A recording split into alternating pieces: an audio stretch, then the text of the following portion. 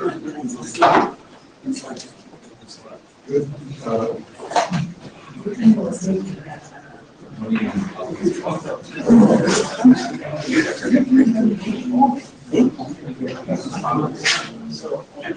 Yeah. All right. Sounds good.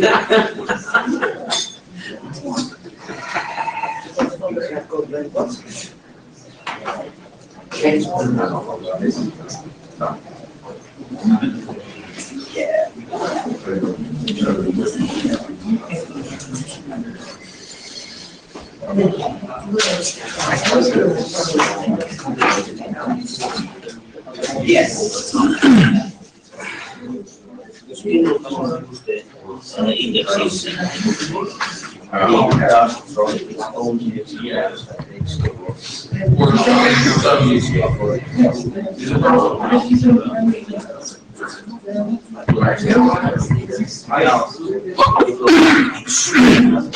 Okay, good morning, everyone. Let's start. So before we start, we need to find a minute taker, notes taker. So any volunteers to take notes?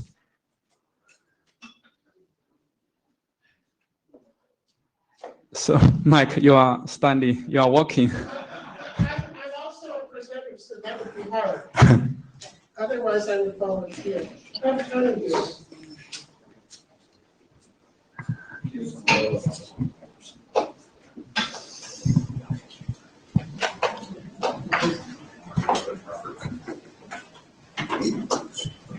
I can help you on everybody, somebody else, I will be the chair. Okay, thank you. Somebody other wants to write on everybody. It's actually a good idea to have two scribes. Yeah. You get much better minutes. Okay.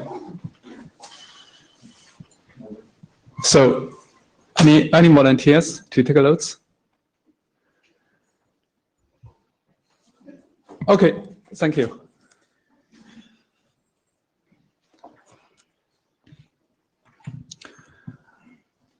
Okay, so welcome to the 8th session. So 8th is authentication and authorization for constrained environment. So my name is Kaponi and my coach is Hannes. So I guess he will come late, a little bit late.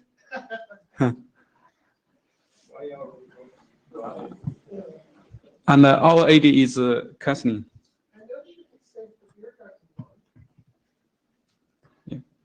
So here's a note well, just to remind you about the IPR policy, etc.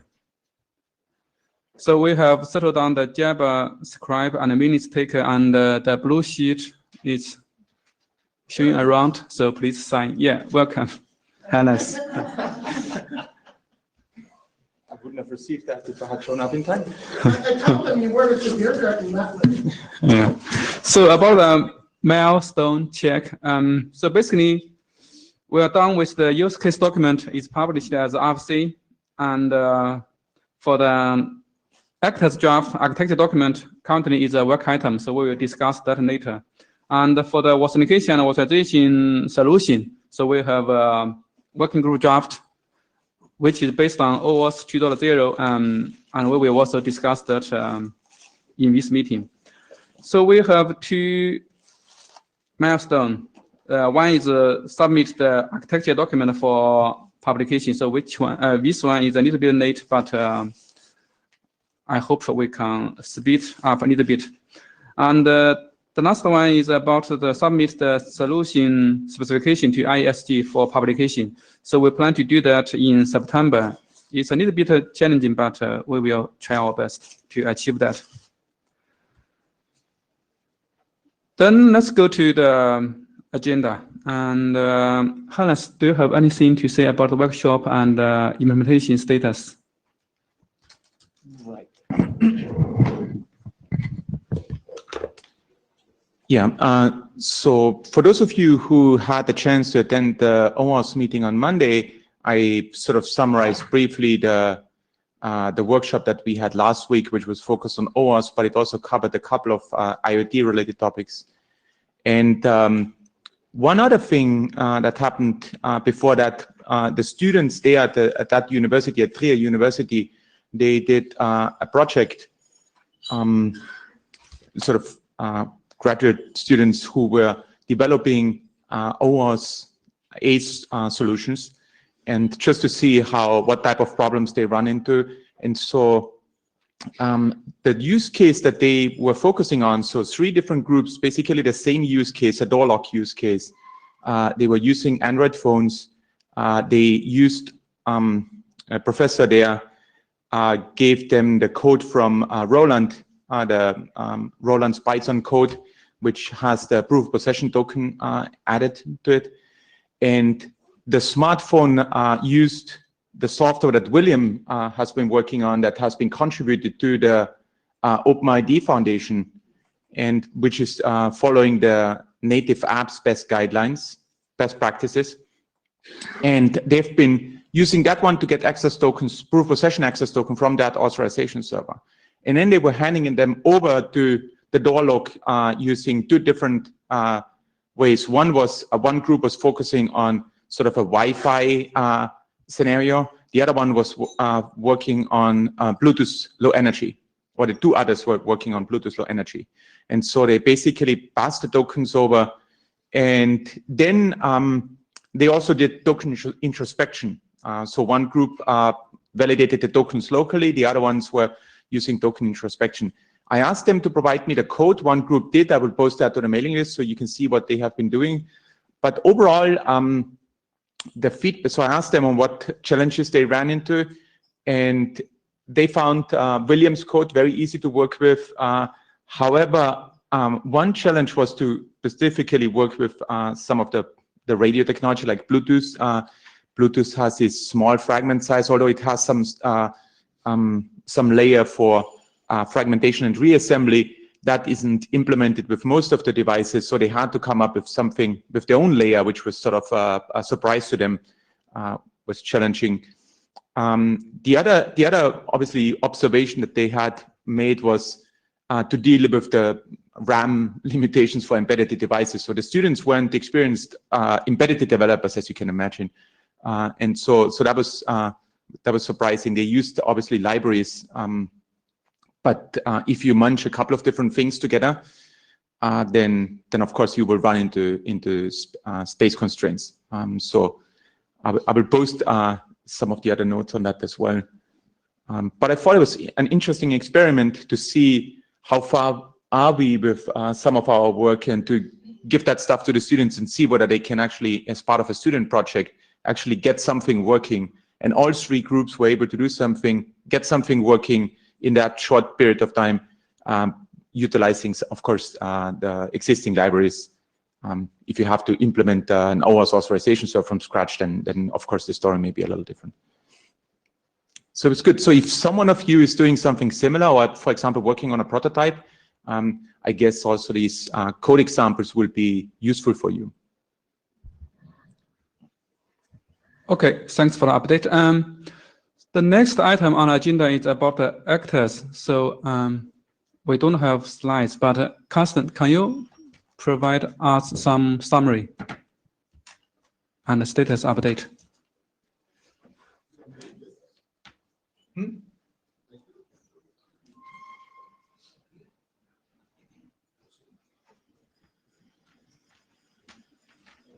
Okay, this will be this will be a repeat performance from the interim, where I essentially said that all the authors are working on solution drafts in various spaces, and for some reason, informational documents always take a backseat compared to solution drafts. So this is exactly what happened this time around as well. I personally have managed to get a big wave of stuff out before this meeting. So after this meeting, I will be able to put in some time here, and I hope that the other co-authors also will be able to do that. So the plan is to write a message to the mailing list with the roadmap, which sections are we throwing out, what needs to be done on the other sections, and then we will just do that work, and I think we should be done by then. Okay. So any feedback about the Atlas draft from the group? There are a couple of reviews out there that we need to process. So we have enough feedback to keep us busy. Okay, good. So let's move to the next item, authorization using OAuth 2. I assume I have to stand in that square. Yeah. That was not a coincidence. So if the markings on the floor don't look like a square, but rather like a person lying on the front, that's a different thing. Yeah, well, I hope it doesn't come. I hope it doesn't come to that. It would be really cool if the top of my slides was visible as well. That's strange. I don't know. So do you know why? It's kind of the important points seem to get missing there. Make it smaller. Can you move this down? I'll try to entertain you while Kipeng works that out. So, hello, my name is Ludwig Seitz. I'm one of the authors of the solution drafts. Basically, we're in version 0.2. We've done some pretty major changes to the structure of the document, and hopefully this has improved the readability. There's still some work to be done. We have gotten one review from Renzo, and I've started creating a number of issues on the GitHub, which I now just remember I forgot to put on my slides, but I'll post the link once again on the mailing list so that you can have a look at the document as it evolves. Can you go to the first slide? Here, the video, they say they cannot see you on the Java room. Well, that's because it's not pointed at. It's pointed at me. It's perhaps a screw you need to loosen. It's like a robot. It focuses on the speaker. Well, We'll get on it. yeah, now that looks like me. Anyway, major changes from 0.1 to 0.2. We separated the document into a framework, which is the document, and profiles, which we expect the people to write for their favorite deployment. And I'll go into what this separation means. And there's also an example draft of what we think these profiles should look like, which I will present later today. But that's a major structural change in the document. We defined a number of OAuth endpoints, and here I need to warn you, it's the OAuth definition of endpoints. In co-op, this would be resources, and I'm sure Hannes and Carsten can argue about which is the better word for it. At the moment, we're using it inconsistently in the document. It's another issue on the issue list. We introduced a lot of work on proof of possession, key distribution, key confirmation, client tokens. The IANA section has undergone quite a big change, and we moved the deployment scenarios to the appendix. And I'm going to go through these points in more detail. Next slide, please. So, separation of framework and profiles. The idea is that this solution should cover a large number of constrained use cases, and there's no one-size-fits-all solution, obviously. So our idea was that we define in this document a framework with some useful general-purpose functions, and that we then make it possible for people to define profiles for their specific use case using their communication protocol, foo over whatever, and their security protocol. And in this way, we make it possible to address a broader selection of use cases. We could have put the two in one document, with a large number of profiles into it, but I think it would have made the document really not that readable. So the draft mainly defines OAuth endpoints, and I'm going to go through them in a moment.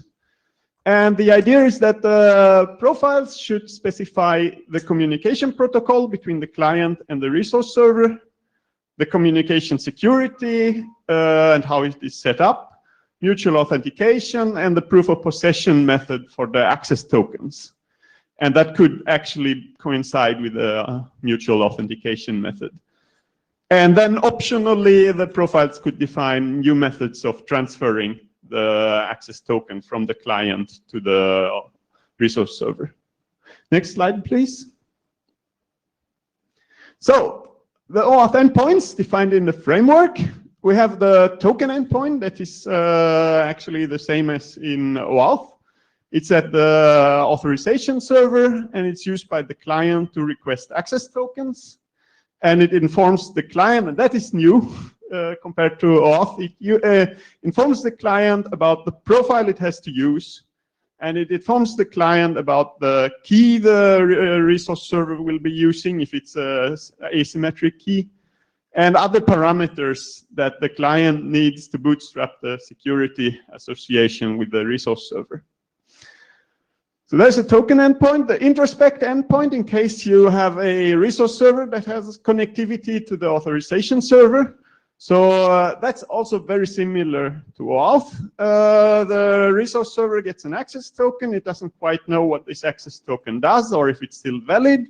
So it asks the authorization server, and it gets back information about this token, whether it's still valid, which scopes it covers, etc. The new thing is the third bullet there, or the third dash there. It can also provide information for the client. So here we're looking at a scenario where the client has limited connectivity and it's using the resource server as for passing through information from the authorization server. And I'm going to go into this in a few slides. It's this concept of the client token. Authorization info, that's a new endpoint. So that is an endpoint hosted at the resource server. And the idea is that this is where the client sends the access token to. So that there is a defined place. If there's a client that has an access token that wishes to send it to the resource server, to send it to. And this is not quite as it's done in plain OAuth. And the reason for it is that if we include the access token in the request gets very, very big. And that might not be very good, very efficient when you have fragmentation issues and so on. So we define the resource where you can first send your access token and then later make your request based on that access token. Yes, so proof of possession key distribution. So we, the authors, thought that proof of possession tokens is a much more secure idea than bearer tokens for IoT applications where most devices are unattended and you have like machine-to-machine communication, etc. So basically in the token endpoint, you have some additional response parameters. So when you request a token, you get back a number of parameters that you don't get back in plain OAuth with bearer tokens. And we call those the client information. And basically it informs the client which ACE profile to use between the client and the resource server. So which communication protocol the resource server supports, which communication security protocol it supports. It informs the client about the token type. Here we always mandate proof of possession tokens. And it informs which proof of possession method it's to be used. So we have defined the parameter. We didn't define the proof of possession methods. We expect the profiles to do that. And also it provides the client with the proof of possession key.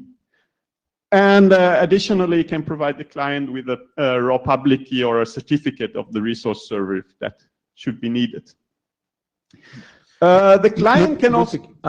maybe we should elaborate a little bit more on the bearer token versus proof of possession token. So I don't know if, of course, those who had been following the OWASP working group may have seen that there is a fairly long document, which is called the proof of possession architecture document, which sort of describes the differences between the bearer token concept that we had worked on initially and the proof of possession concept. And one of the both of them can be made secure. The difference is, however, if you have access to the device and are able to extract keys from the device because you ultimately get the tokens there, then there's potentially a difference. The question is then, of course, since you get the keys somehow there as well, is are you able to protect the keys that are related to the proof of possession token better than the access token itself? And that's, of course, an assumption that was made that may or may not hold. So in practical terms, there may not be a difference between, from a security point of view, between a bearer token and an access token, between a proof of possession token and the bearer token. However, as there is some security mechanism, hardware security mechanisms on IoT devices or also other devices like your smartphone that would allow you to store the secrets much better than other information that you have. And so that could be a possibility to generate the keys locally there and then store them in a secure place. For example, if you have a hardware security module or so, and then associate them with the access token, which then sort of goes back and forth. So there is a potential in the longer run to provide better security, but we may need to elaborate a little bit on that in the document. So of course, I just want to sort of make you aware, because it's an additional effort to implement, since most people so far have implemented on the backend side the bearer tokens rather than the proof of possession tokens, and so something to think about, I think. Perhaps I may add 2 points here.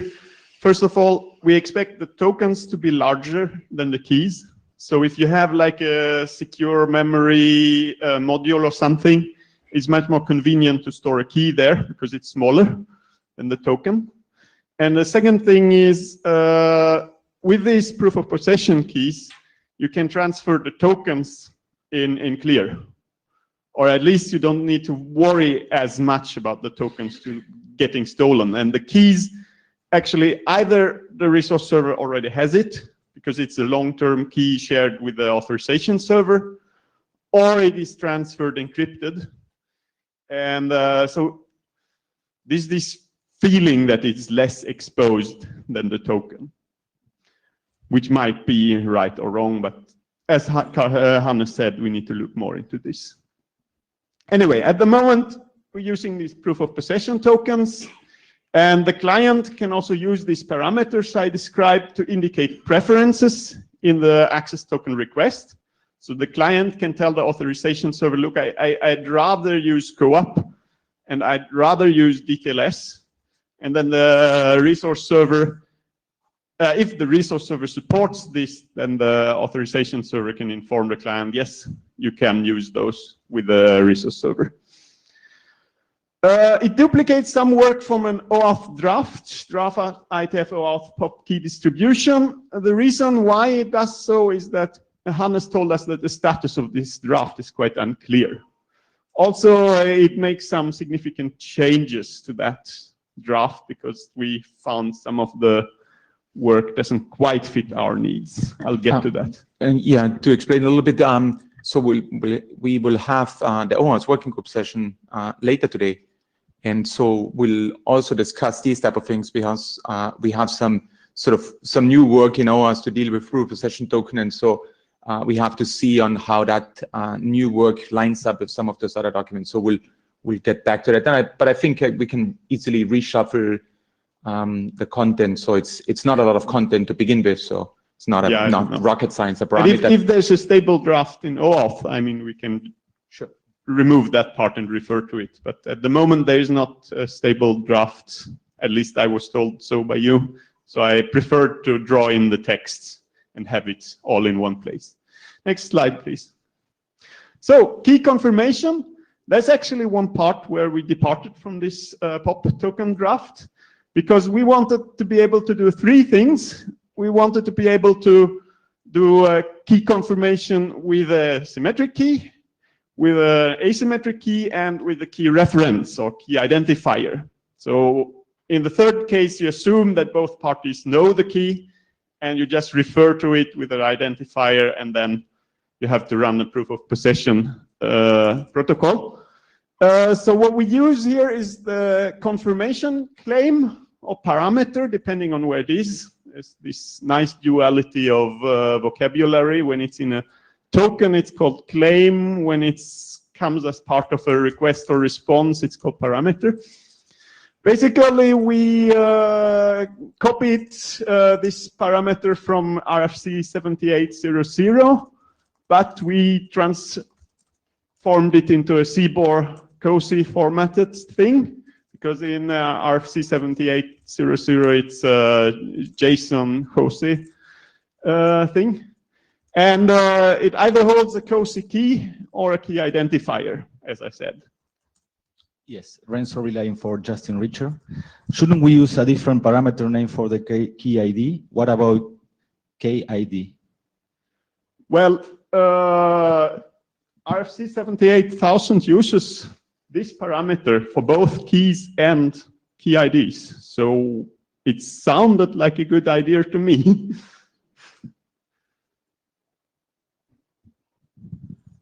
They did it for a reason. I just assumed they did it for a good reason.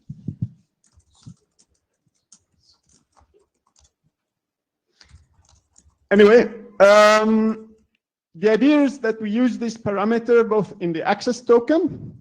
In that case, it defines the proof of possession key. In the client token, which I haven't talked about yet, in which case it informs the client about the proof of possession key it's going to use. In the access token request, that's when the client wants to use a specific asymmetric key, and it sends this to the authorization server and says, please use this asymmetric key for proof of possession in the token that you're generating for me. In the access token response, obviously, when the authorization server informs the client, this is your proof of possession key. And in the introspection response, when the authorization server tells the resource server, this is the proof of possession key that the client is going to use to prove possession of the authorization access token. Next slide, please. Client tokens. So this is a bit of a novel concept that we introduced, and therefore we are very happy about your opinions on this. If this is useful, if you think that it should be tweaked to better address your use case, or if you think it's not useful at all. The idea is this. We have a scenario with a client that has very limited connectivity or no connectivity at all, and that has a long-lived access token that it was configured with, for example, when it got started up. And the client actually contacts the resource server, perhaps over like a near-field communication or another short-range communication technology, sends this access token in step A, and the resource server, we assume in this scenario, has connectivity. So it does an introspection request on the token, and what it gets back in step C is the introspection response as it's in OAuth, plus a thing called the client token. And this client token basically informs the client about a few things, about the key that the resource server is going to use to authenticate, if it's an asymmetric key, and possibly about the proof of possession key if the client didn't have it to begin with. So this is a new concept. Please have a look at it in the draft. We think it's useful. The review by Renzo indicated that he also thinks it's useful, but we'd like to have more reviews on that. And yeah, Renzo, I think it's very useful because in some use cases, the client cannot access the authorization server. and this can solve the problem to gain a new proof of possession key or something to securely communicate. I think we need to address this flow of messages. I don't know if exactly this with these contents, but this use case we will be faced with. Okay.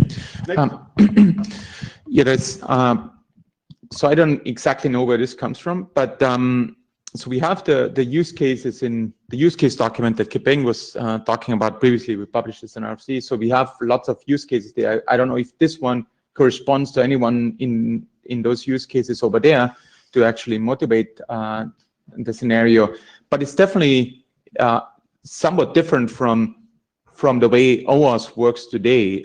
So it's a little bit of it would definitely require some security analysis, because it looks more like so it has reassemblance with two mechanisms, like more with the AAA exchange, or with Kerberos has such a concept. It's called user-to-user authentication there.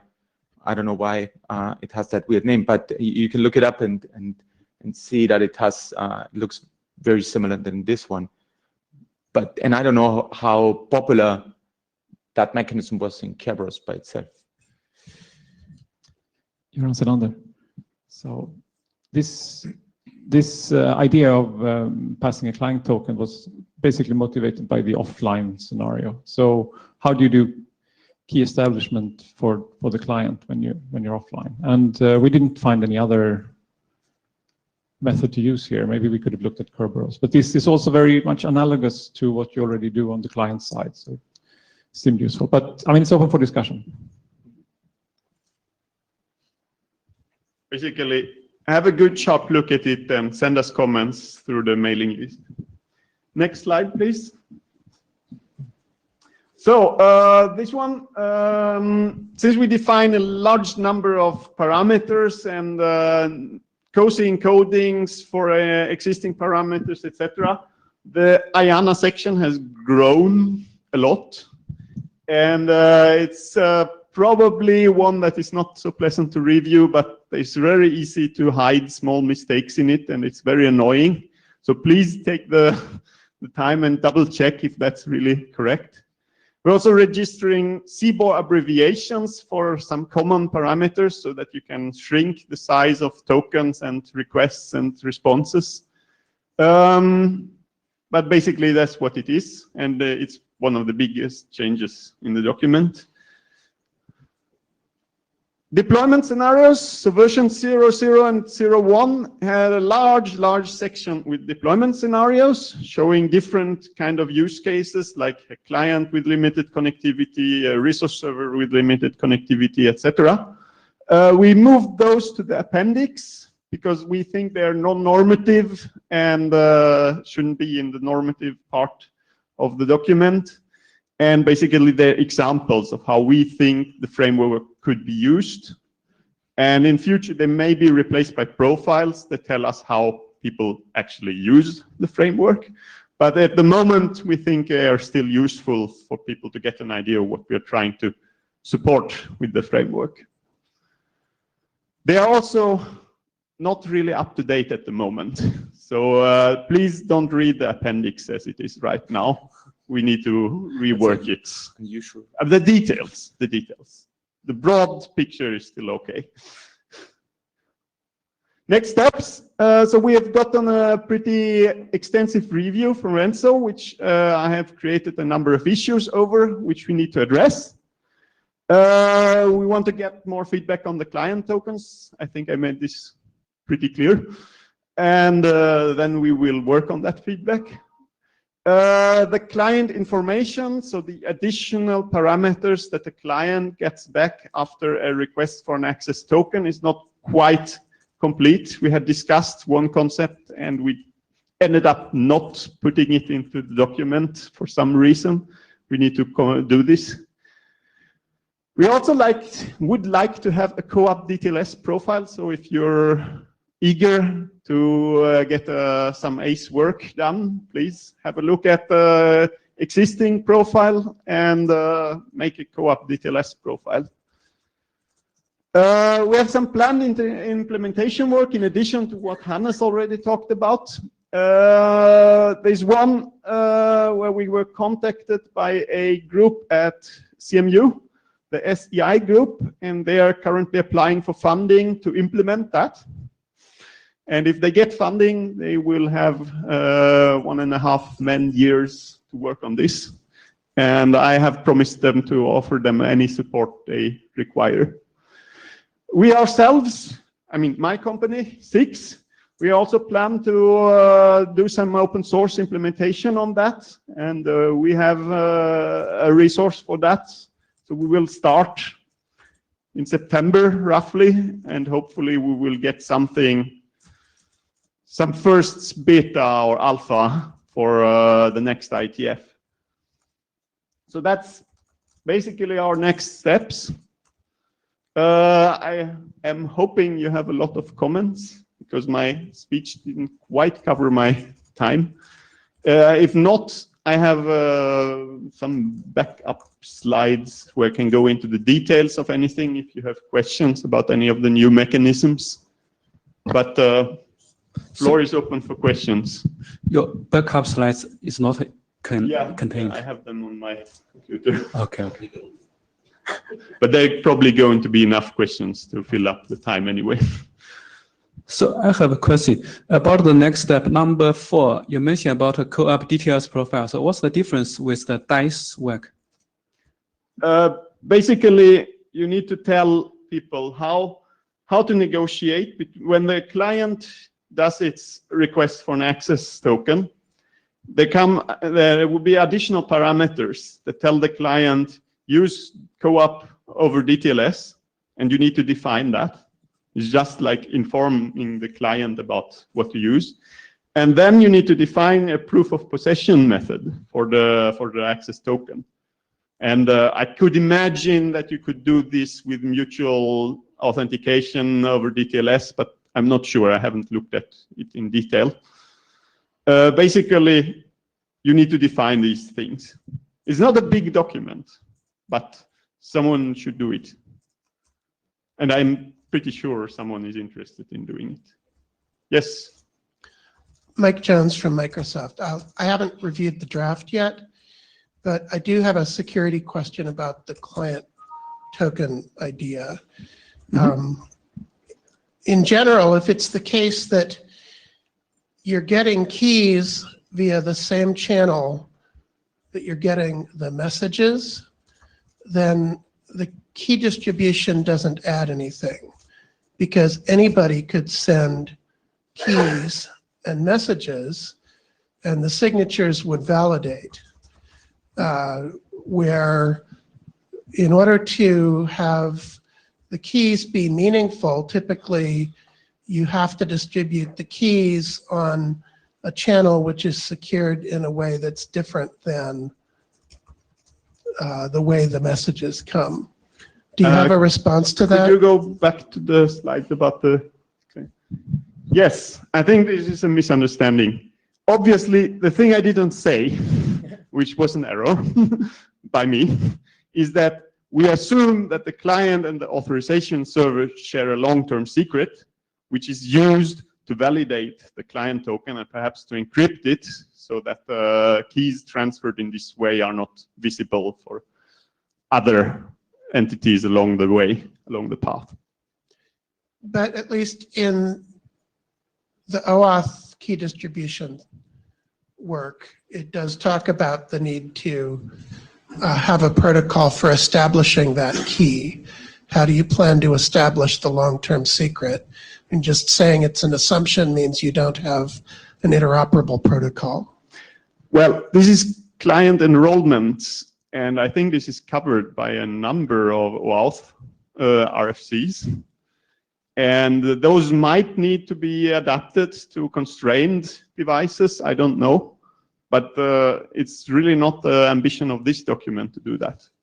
So you're thinking that you would do the equivalent of client registration and do key establishment at that time?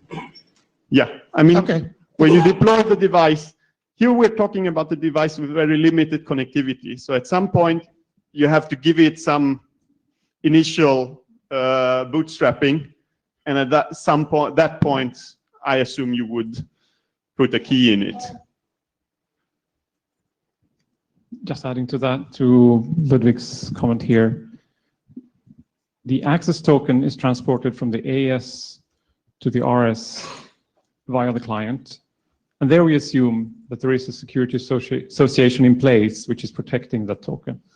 And this is just a similar assumption. So the AS, the client token is transported from the AS to the client via the resource server. So it's an end-to-end protected object. I mean, this is the COSI token, essentially. It's not the CBOR web token, or maybe it could be, I don't know. But currently it's just a COSI token, a COSI object, which is end-to-end protected from the authorization server to the client based on pre-established credentials in the same way as there are between the AS and the RS. So I don't think there's an additional assumption or security aspect from that point of view, but I also acknowledge Hannes' view that we should have a security review of this. So but I wanted the second, did you want to comment this as well? Okay. Carsten, so I think it's really useful to talk about elements of the whole picture like this without necessarily binding them to another way of doing a particular exchange. We're going to have several ways of doing that. So if you compare that to the architecture picture, then you see that there may be ways for authorization server and client to talk to each other, but these may be very orthogonal to the ways in which the resource server is involved. So there's kind of a separation of concern going on here. The resource server has to have no idea whatsoever how the client talks to the authorization server. It's none of its business. So the resource server can have a very simple implementation. And on the other hand, the client doesn't have to understand how the resource server talks to the authorization server. It just knows I can post my access token here and I will get back a client token if everything works out as desired. But here it's a little different because here the assumption is that the client that cannot directly talk to the authorization server. So the only thing he can talk to in this specific case, and this is sort of the assumption here with this scenario, is the resource server. And so the resource server has to relay the request to the authorization server and get it back. In some sense, you can think of this as like if you know the AAA architecture, like you have the end device and then connections to the authenticator. The authenticator relays the request initial one to the AAA server, and then the whole dance starts. In this case, it's just one exchange, and of course there are some challenges, some obvious challenges on how does the authorization server ensure freshness of the request, so you don't replay things and so on and so on. But it's sort of, I think, analogous. I think the starting point is, the question for me is, do people think, despite the fact that we had previously talked about those type of different scenarios, do people still think that they want to spend time and energy on? Is it still a scenario that although previously identified, is still something that they find useful once they see actually the details? So if this were EAP, the client would be the supplicant, the resource server would be the authenticator, and the authorization server would be the authentication server. And you could run a really complicated protocol with the resource server having no idea what's going on. Yeah. But this is not EAP. So in this case, we actually assume that the resource server has a relationship to the authorization server and can do this. Yeah. In EAP, the AAA server also needs to have a relationship with the NAS. But there are some not for actually doing the authentication. In this case, it's actually it's the client. What the client sends to the authorization server is actually an end-to-end protected token. So in that sense, it's very it's basically spot on to EAP, just that delta the huge number of message exchanges. Yes. At least that's the way how it's currently specified. Could be different, but that's what it is. Well, actually, the idea was not that it should be an end-to-end protected token. This could be a CWT or anything. But the point is that the CWT is an end-to-end protected token. Yeah, but protected end-to-end from the client to the resource server. Okay, Could I try? I try another explanation here. So we already have the introspection request, and the introspection request is The client posts an access token, and the access token is forwarded to the authorization server, who makes the evaluation of the token and gets back a response. So if we didn't have a client token, the only thing that would happen would be that there comes a 2.01 created, or so okay, an ACK saying yes. And that's fine if the client has the right credentials. The only thing we add is that if it's more than an okay, if it actually contains a payload, then that payload has additional information about keys to use. The assumption here is that the client, at the point where it is initialized, doesn't know which resource server it will talk to later. And therefore, it might need some information to establish the security context with the resource server. And that's what we transport in the client token. And the key might have changed. And the resource server might have updated its keys, and the client has been offline and doesn't have this information. So it's basically just adding information, which key to use. Otherwise, it's exactly the introspection. Yeah, that's a good explanation, Goran. So let me just explain where the difference is. So in EAP, the client and the authentication server, the supplicant and the authentication server share an EAP method. Here, they don't have to. The client has to have no idea whatsoever what is in that access token. The only thing that the client does is present that. No. I think no, because is that true? I think that's a very important property, because otherwise I suddenly have to make this client here very powerful. The only thing the client needs to know about the access token at some point is what's the proof of possession key for this client. And of course, that's provided in a separate payload. So that's true. In OAuth in general, the access tokens are opaque to the client. Yeah. I think that's a really important difference between the EAP situation and because now you can have a client that has no idea what's going on, and which talks to its authorization manager to get this token. But we are omitting one really crucial important detail, which is unfortunately not shown on that figure. When it says post access token, it actually doesn't just mean post access token. It also needs to demonstrate somewhere at some point in time that it, for the proof of possession, it actually knows the key, because otherwise so this in EAP equivalent, and that would be the authentication mechanism, and that's somehow also needs to be relayed to via the introspection. Of course, the introspection document doesn't deal with proof of possession tokens yet, so there's a little bit of a fuzziness there. But so I think that. But couldn't you consider to do the proof of possession when you do the actual request? The whole time, the whole idea of the design is to separate sending the access token to the resource server and making the request, so that we get smaller messages. And you may make the proof of possession by just signing your request or producing a MAC on it. Right. And that is like decoupled from this whole sequence. This whole sequence doesn't include the request that the client is actually planning to do to the resource server and the response. But it's from a security point of view, it's obviously important to have that included in the whole analysis, because otherwise it's just. More questions?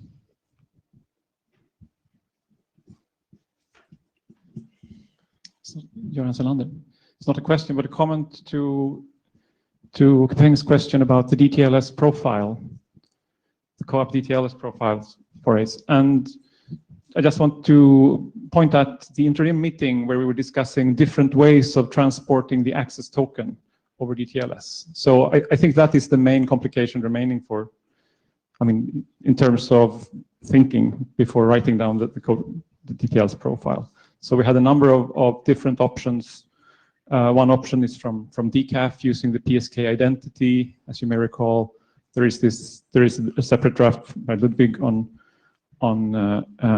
how to use an existing RFC. I can't recall which, and there is based on a resumption ticket without. That's right. Server state, I think. And there's yet other. It was a proposal by Jim which Hannes explained a bit, and then I simply wrote it down. It's not a big thing. That's why it's not presented here. So, But I think sort of the question was good because there may be some confusion. The DTLS / DLS IoT profile, which by the way got published yesterday as an RFC finally, it got blocked by the completion of another document in a DLS working group, the DLS cached info. But finally that's done. That just explains on how to use DLS and DTLS, and it doesn't say anything more. This specific topic is about how is the token then conveyed from the client to the resource server, potentially in combination with DTLS. So that's a slightly different story. But yeah. Okay. Okay, thank you. So the next item is web token. No, but let's wrap this up. So so you've seen there was some progress during the last few months since we met in Buenos Aires. We had the virtual interim meeting, document versions were updated. We have the document has some open issues, but I think it's getting closer to completion. Of course, there are dependencies to other documents or potential dependencies. And so timeline-wise, we have to figure out on what the realistic completion date would be. I think the charter today says September. We could try for September, but that would probably not give us enough time to actually do more or do substantial implementation work beyond what we have already started, sort of more with prototyping efforts, essentially. We had also an implementation by Eric, who's one of the co-authors, so which I distributed to the mailing list and also mentioned it during the virtual interim meeting, something that you could look into.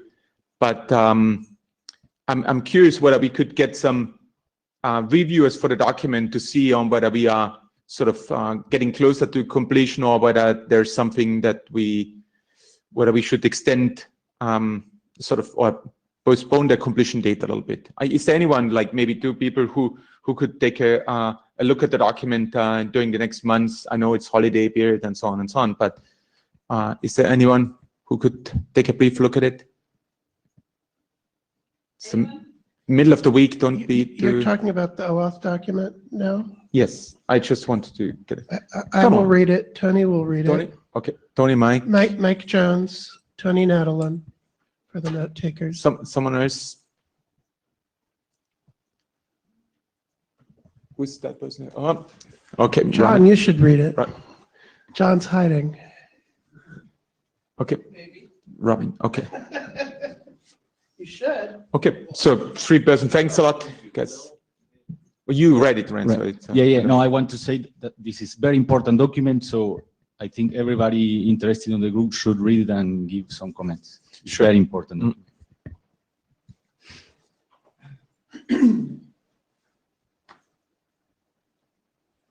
Go ahead, Mike. Hello, I'm Mike Jones from Microsoft, and I'm speaking about the CBOR Web Token document that my co-authors are Eric Wallstrom, our esteemed chair, Hannes, and newly added as an editor, Samuel Erdman. The draft was established as a working group document after Buenos Aires. There's been one update since that resolved the open issues which had been filed for the most part. It added a registry for the claims with full syntax. The previous document just said establish a registry here. It also registers the application CWT COAP type, and the remaining open issues in the document are only to improve the examples. In particular, we would like some examples that don't assume any other definitions besides what's in the document. And they should be fully validated CBOR, which they're not currently. So the editors or any volunteers in the room are encouraged, maybe Jim will use one of your implementations to do this, to work with us on the examples you would like to see and make sure that they're fully validated. Cozy. Next. So all we think we need to do to finish this is do the examples. So that's on our plate in the next number of weeks. Ludwig. Ludwig Seitz, 6. I have a question or request we could discuss here.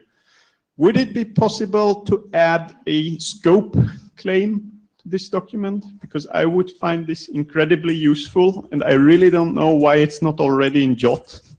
So I'll address the two parts separately. The first answer is no, but.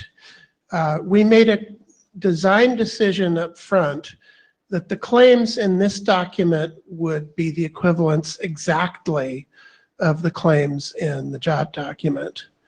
And so we're not going to add additional claims while useful to this document. The but is this document establishes the registry that we just spoke of, and other documents can and will define such claims. I will note that there are OAuth documents in process.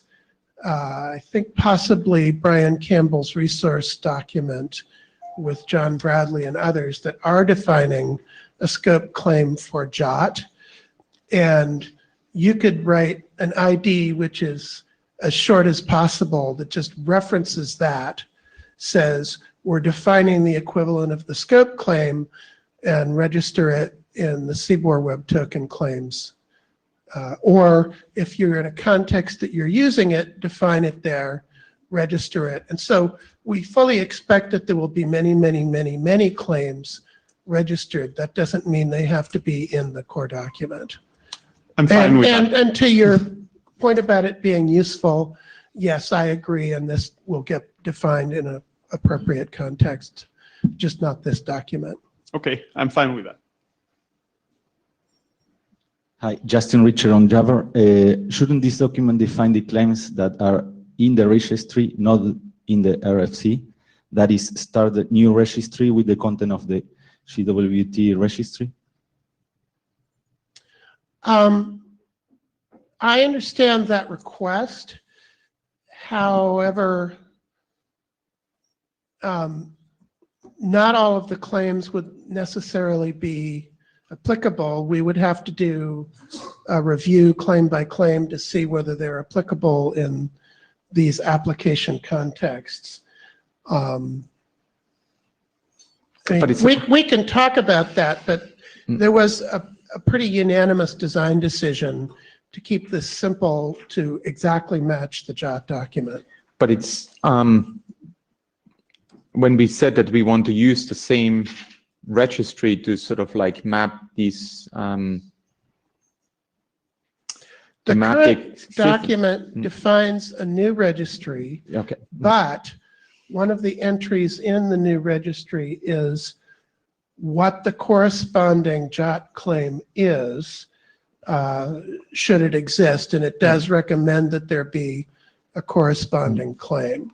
So it probably makes sense to go through the list and see whether there's something that we find meaningful, right? From the existing claims registry that can be sort of taken over to this one. Would that be fair? I would personally rather have it be an equivalent and have people register the new claims. I mean, we could have an accompanying document that does that, I suppose. Yeah.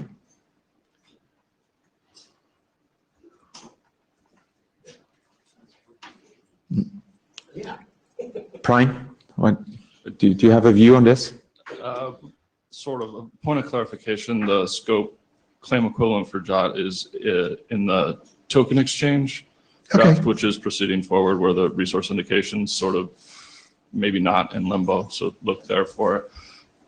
One maybe point of view is that the specification required bit on the registry, I think it's the same for seaboard claims, is a little bit onerous when all you want to do is just get a claim registration in there. And so it maybe makes sense to do something at the front end to capture all the sort of known claims that we think there's value for.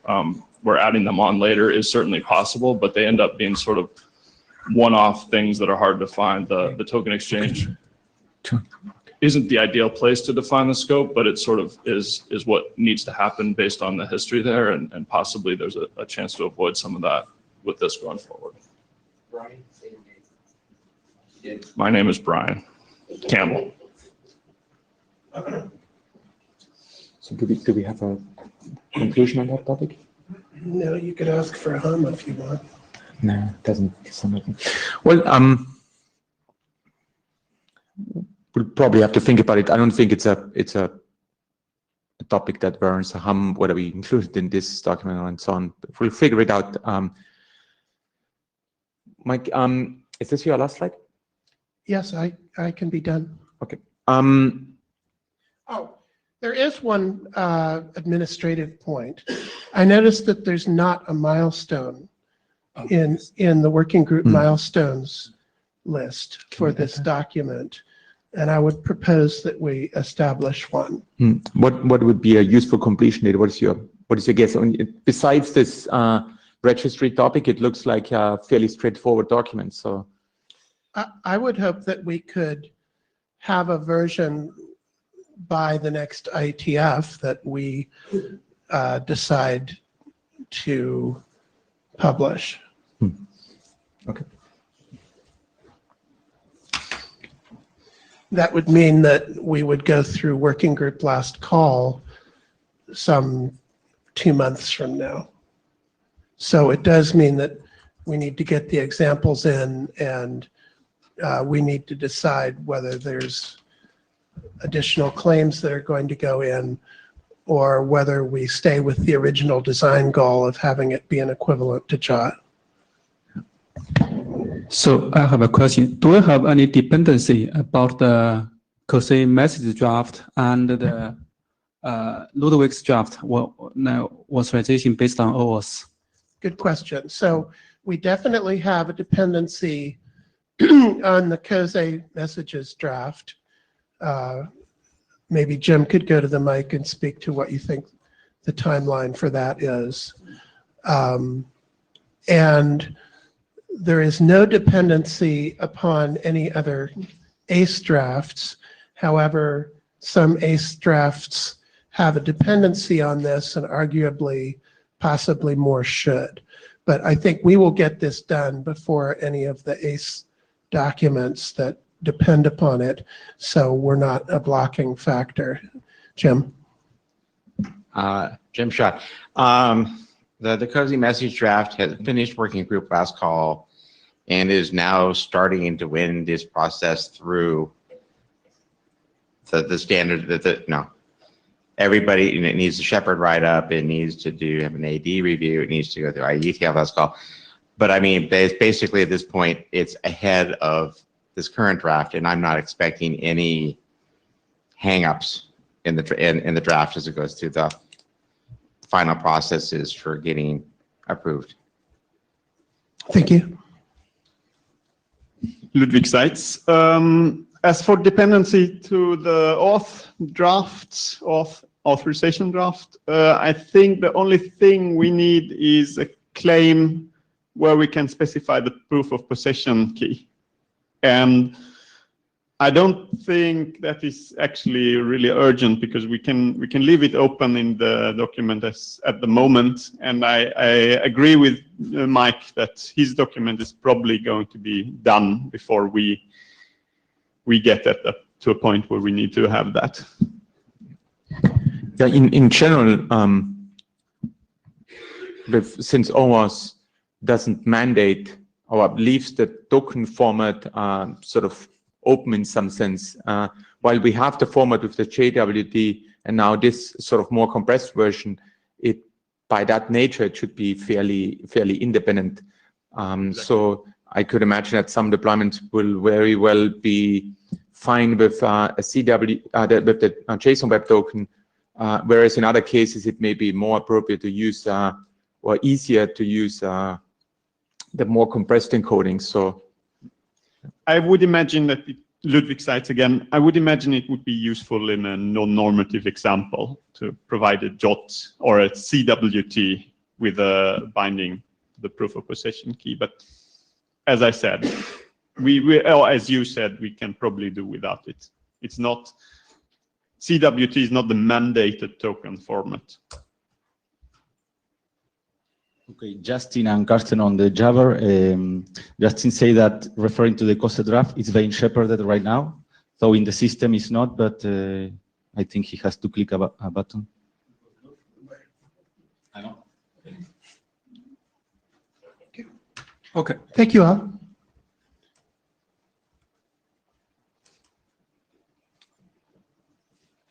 good.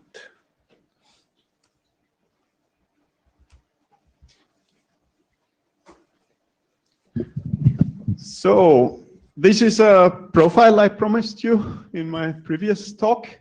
Basically, it's an example of how we imagine, thank you, of how we imagine that people would do profiles.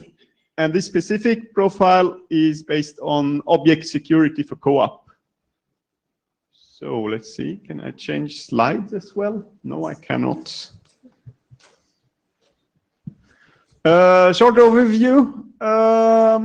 In general, the idea for the ACE profiles was that they should specify the communication protocol between client and resource server, the communication security, mutual authentication, and the proof of possession method for the access token, which could coincide with the client authentication.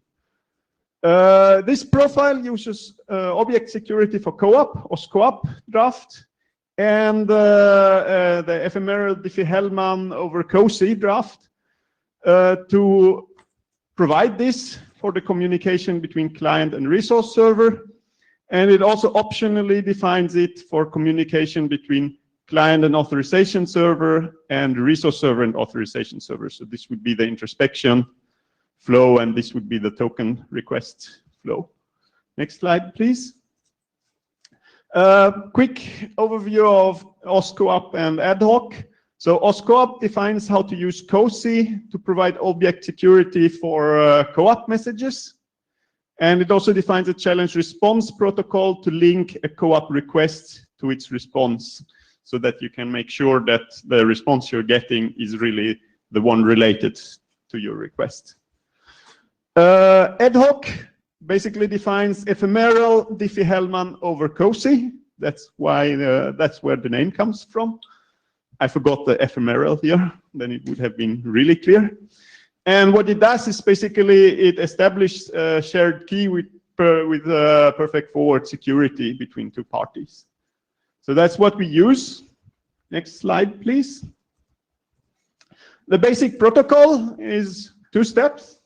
And we integrated these steps in the sending the token from the client, the access token from the client to the resource server with a auth info endpoint. The changes are marked in red. So basically in the normal flow, you would have the access token here in the payload. What we did is we added ad hoc protocol message 1, which is the one where the client sends like the first Diffie-Hellman exchange. And then in the response, we added a payload, which is the response to the Diffie-Hellman exchange. And this would then establish a shared key between the client and the resource server, which they then can use in their further communication when the client sends the request to the resource server. Oh, and basically, this C here refers to this figure in the authorization draft. Is the step C, corresponds to step C, this exchange. Next slide, please. So Second step is just you use OSCOAP as it is defined. So basically, when you send a request, here we have an example, GET. You include the object security option defined in OSCOAP, which contains either a COSI object if your request doesn't have a payload, or which is empty, and then the COSI object is in the payload if your request has a payload. And this COSI object basically contains the protected things from your request as specified in the protocol. And then you get back the response, and that's also plain OSCOAP with the object security option. Here you have a payload, so it's empty, and you have a payload which contains the COSI object, which contains the response to your request. And the proof of possession is actually done in 2 steps. First, when you do the Diffie-Hellman exchange, you actually prove the possession of the initial key. And then here in the requests and responses, basically, by creating these COSI objects, you prove possession of the key that you then generated in the Diffie-Hellman exchange. So it's a kind of a second step or derived key proof of possession. Ludwig, when you said for the Diffie-Hellman exchange, you prove possession of the key, what does that mean? You actually sign the Diffie-Hellman request with the key that you're proving possession for. Okay, so it's not just Diffie-Hellman. Yeah, well, Göran can explain that perhaps. So later in this slot, there is a presentation about ad hoc, and I can go into the details. That's the last presentation on this, this agenda. But basically, it's very straightforward application of these 2 drafts. And what you get is you get a profile that uses object security and the Diffie-Hellman draft to establish keys, and then use the object security to do your request and your response. And hopefully, it's very short, so hopefully people who plan on writing their own profiles can use this as a sort of template or to get ideas what we were thinking how profiles would look like. And I would be really happy if people who are in the process of writing profiles give us feedback if that is actually a good separation and how we could improve on that. I mean the basic concepts of the profiles. And also I'll happily take comments, of course, on these specific profiles if you intend to use it, or if you have any opinion on the security properties it offers. I think that was it. No, not quite. Sorry. The idea is communication security with the authorization server. Basically, we don't mandate anything here. You can use anything you want, DTLS, TLS, whatever. But we optionally define how to use ad hoc and OSCOAP also here as well. So when the client does the token request to the authorization server, and when a resource server would do an introspection request, they can also use ad hoc and OSCOAP to protect these. But Ludwig, wasn't that the point of the profile, to actually not be open about, because otherwise you could again have 2 different sort of sites and implementing totally different things, so will not be interoperable? Yep, Göran Selander. Actually, Ludwig asked me about this, and I had just for an opinion, and I thought that it would be a good way to introduce an optionality here, but so it's my fault actually. But I think you're right, Hannes, that the reasonable setting here is that you have constrained devices which doesn't have multiple implementations of communication security. So either they have DTLS, then they would use DTLS for both communicating with the resource server and authorization server, or they are using OSCOAP, and then they would use OSCOAP for that. So that's I think that's a very good proposal, that we don't make that optional. But I think the original reason why this part was optional was that we were trying to cover more use cases. So we were trying to cover a use case where one of the 2 devices, client or resource server, is actually powerful and supports multiple protocols. Well, it can still be powerful in some sense, but if you want to sort of state that your implementation is sort of interoperable, conformant to this specification. Otherwise, it makes it very difficult if you leave everything open. So, because otherwise we will have then the framework, and then we have a sort of intermediate framework, and then because at what point in time is there actually something that is really specific? Okay, point taken. We'll make it non-optional. Jonas, the question for Hannes there. So could we have it like this, that you actually mandate to implement OSCOAP, for example, to have, but that you could actually have another mechanism for accessing the access token? I mean, that you don't need to use. I'm just thinking about, we're looking at the problem space where there may be very many different variants. As Ludwig mentioned here, it might be the case that you actually want to use OSCOAP only over the constrained link because it's very, very efficient in terms of number of bytes. But you have an authorization server which supports DLS or DTLS. So from that point of view, it might be practical if you could actually use different communication security. After all, the token is anyway protected end-to-end from the authorization server to the resource server. Yeah, but then you need to say that the authorization server mandatorily has to implement TLS, DTLS, and all these different mechanisms. So it depends on what you're trying to accomplish, but it sounded like from your presentation that you want to sort of keep that optional and don't want to say too much about it. Well, the reason for that is that the authorization server supports a negotiation mechanism in the framework, a negotiation mechanism for determining which protocol to use. And then it doesn't make much sense to have a negotiation mechanism if you have one mandated protocol.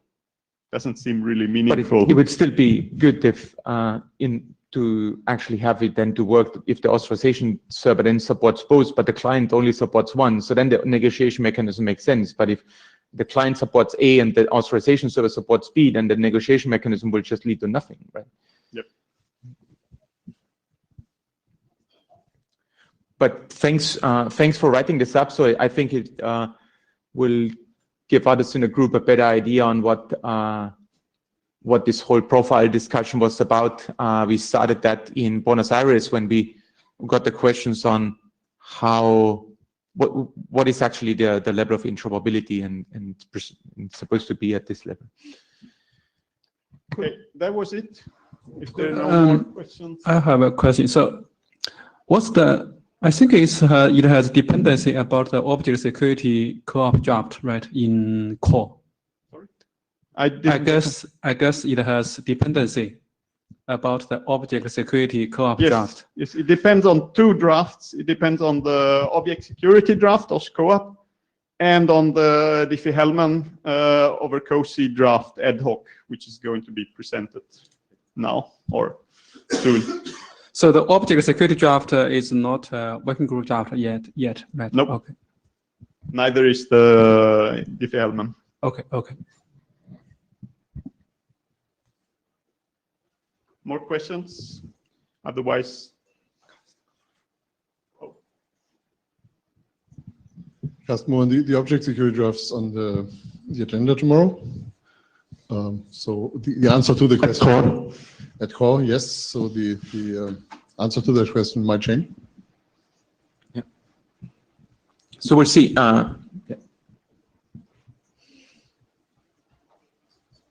Where's the next one?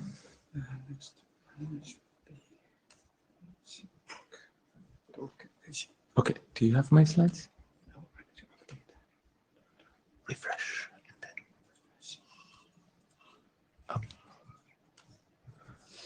Just do a refresh here. Did you do a refresh already? Takes time. Otherwise, I'll plug in my stuff.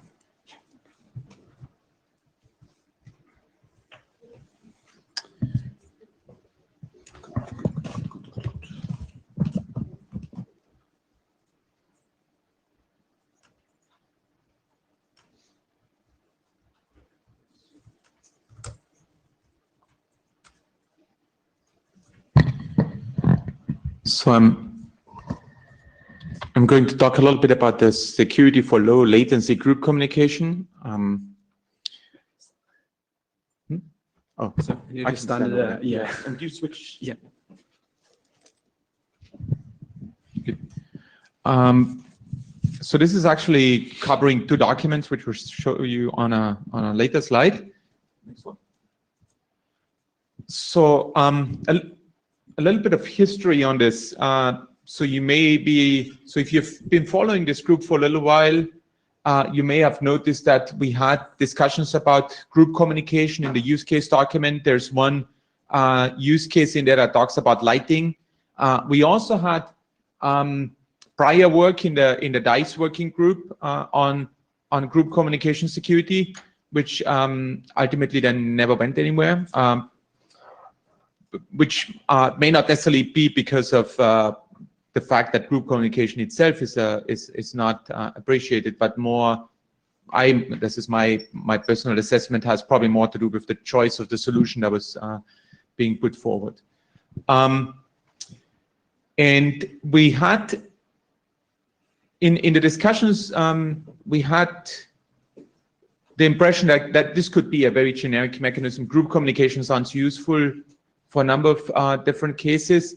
However, it turns out that specifically when it comes to the choice of solution for securing that group communication, we were really focused on the lighting domain rather than anything else. That's why the title of the presentation talks about low latency rather than group communication and the security of it in general.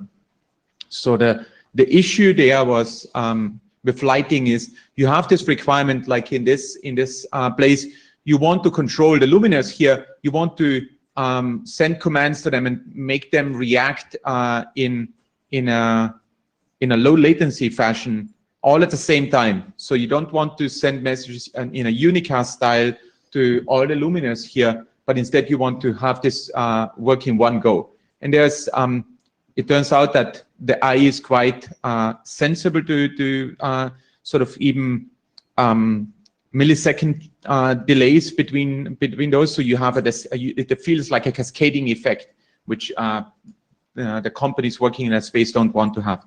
So that's why we had companies from the lighting domain participating in this work: Philips, Zumtobel, Tridonic. It's actually work that we have been doing in an EU-funded project called Open Eyes, so you can look it up, and I'm sure you've seen that in previous presentations. We also had looked into sort of other domains, but it turns out that while group communication is relevant and important, the security mechanisms are not so much applicable. So for example, we had discussions about distributing firmware updates in sort of a mesh network using group communication. And it turns out that the security requirements are different, so you don't really need to have that sort of type of mechanism there to protect the communication in the same fashion. So I think at the moment we are sort of focused really on one domain with low latency group communication. Okay, next slide. Just as a background. So we have these two documents that talk about this problem space and specifically introduce, mostly focus on the distribution of keys for group communication. Okay, next one.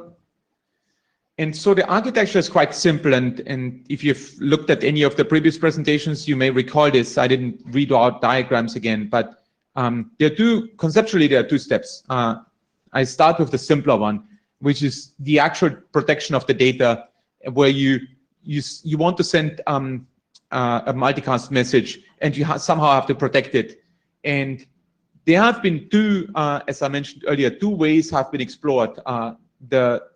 This new DTLS record layer that was entertained in DICE, and then there was more recent with the new work that the COSI working group has been doing. We've also looked into application layer security, and it turns out that at least that was the author's impression that this is not so much different than the DTLS mechanism, it's just at a higher layer, so it might be more convenient and more acceptable for a variety of different reasons, like changing the DTLS record layer is not something you would do outside the TLS working group and so on.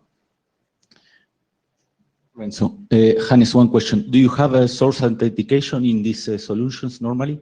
Do you have what? Source and authentication? Okay, that's the next, on the next slide. So that was also a controversial point.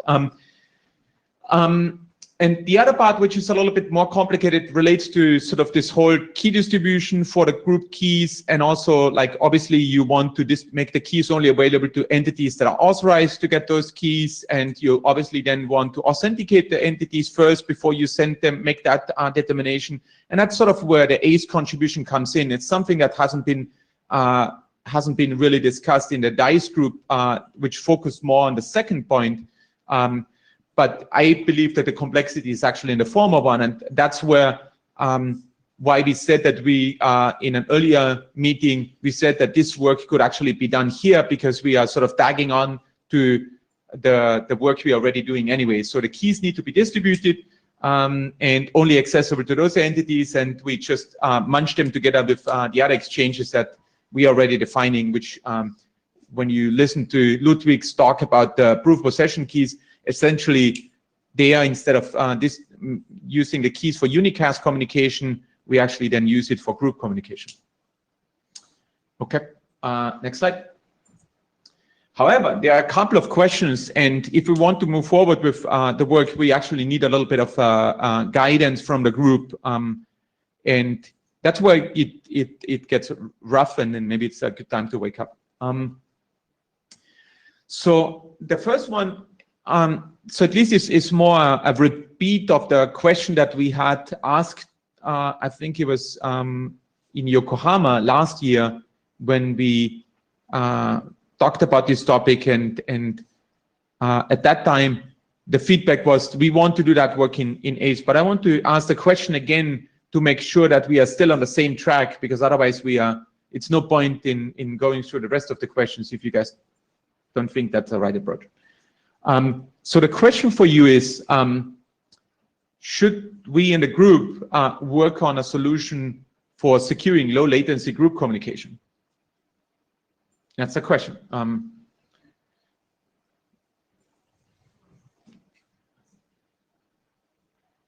Carrie Lynn. Hannes, I've got a question. You mentioned just a minute or two ago that you felt that this particular solution was maybe not applicable to other areas like secure update, for example. Can you go into that a little bit more? Sure. I mean, is it just the latency issue that's different? Because securing group communication in general seems like a good thing. Yeah. So the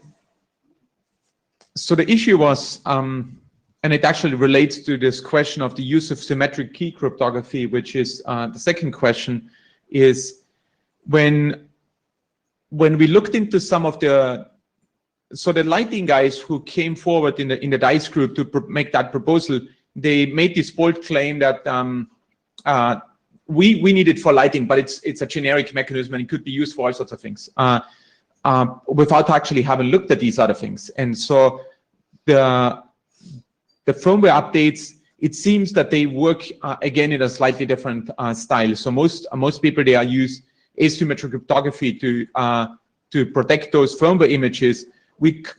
Talking about low latency communication there is also a little bit strange because you're sending out bulk or larger images, and so that may actually take a while.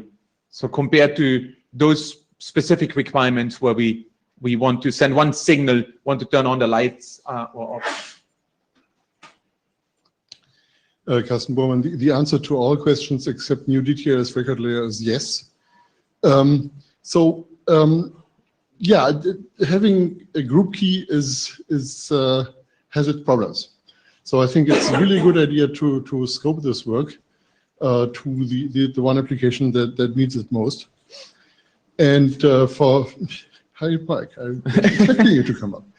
I think for firmware updates, we have a number of ways to actually secure them, which doesn't mean that the transport for it, where it's not about protecting the firmware update, but protecting the network, cannot also use this kind of functionality. Yeah, but we haven't looked at all those details yet, so I think it would be, I don't want to sell something Let's that's do the lighting thing first, Yeah. and we can see. maybe there's some other requirements there that we could, right, Right, so yes. I agree we should address this multicast group communication. My concern with symmetric cryptography is source authentication. I did some small research, and there is something called micro Tesla that you can achieve some sort of source authentication only using symmetric cryptography, but you have to use time. But I think that's my concerns, getting source authentication on symmetric key cryptography. I am willing to review and implement, I don't know, maybe. Yeah. So for the, so in the lighting domain, if you have actually looked at 2 documents that I mentioned earlier, you will see that there are, so the reason we tie in sort of the ACE framework is to generate these new keys, the group communication keys, periodically, so you don't actually have keys for, like, we are not talking about the group keys like hardwired keys forever, but instead you talk to the nodes talk to the authorization server or key distribution server in this case, get the keys and then use them for a while, and there's also an authorization related component to it. So you can't use the keys for other operations. So for example, you use them for securing the group communication, but there's also lots of other communication going on with these luminaires that actually have nothing to do with group communication. And you can sort of, like, using the authorization mechanism, the ACE authorization mechanism, you can actually separate the two and make a distinction between the different authorization privileges for the different operations, which is described in a document, the different levels that people sort of in that community envision. I'm not quite sure what differs from anything that you proposed in DICE. I read your documents. The problem with symmetric key cryptography and multicast is authenticating actuator commands, whether it's a light or whether it's anything else. If you're not protecting it in a hardware security element, symmetric cryptography does not work for a multicast system for anything more than about 3 devices, because any device you compromise gives you the ability to control everything in that group. So until you come up with a solution with respect to source authentication, source authorization that is not dependent upon this group key stuff, this is a non-starter. And it's a non-starter for the same reason it was a non-starter in DICE. Yeah, so the difference to DICE is twofold. The first one is it doesn't focus on DTLS anymore. It uses application layer security, which of course doesn't have an impact on this, but is otherwise a difference. The second issue is that we talk about the key distribution, not just about the securing the messages, which again adds a different quality. So if you compromise a device, you may get access to the key. We don't mandate any hardware security modules, which would be odd in an IETF document to begin with, because we wouldn't be able to check or enforce and so on. But if you compromise a luminaire here, you can indeed control other luminaires. You could as well use the light switch over there to control them. But it's a question of a threat assessment. Are you okay with sort of like that? We're still back into the exact same set of questions we had in DICE with respect to what is the scope of the protocol with how much it can control. Mm-hmm. Okay, how do you limit it in the protocol so somebody can't do something stupid and actually say, okay, well, I compromised the light switch in here and I can control the doors out there because because the protocol doesn't enforce the separation. Actually, now it does, because there you have the authorization framework in there, and so if you steal the key for that group, you will not be able to communicate to the door because it's a different authorization decision. It's not in the protocol; it's in the implementation. It's in how things get installed. Hopefully, of course.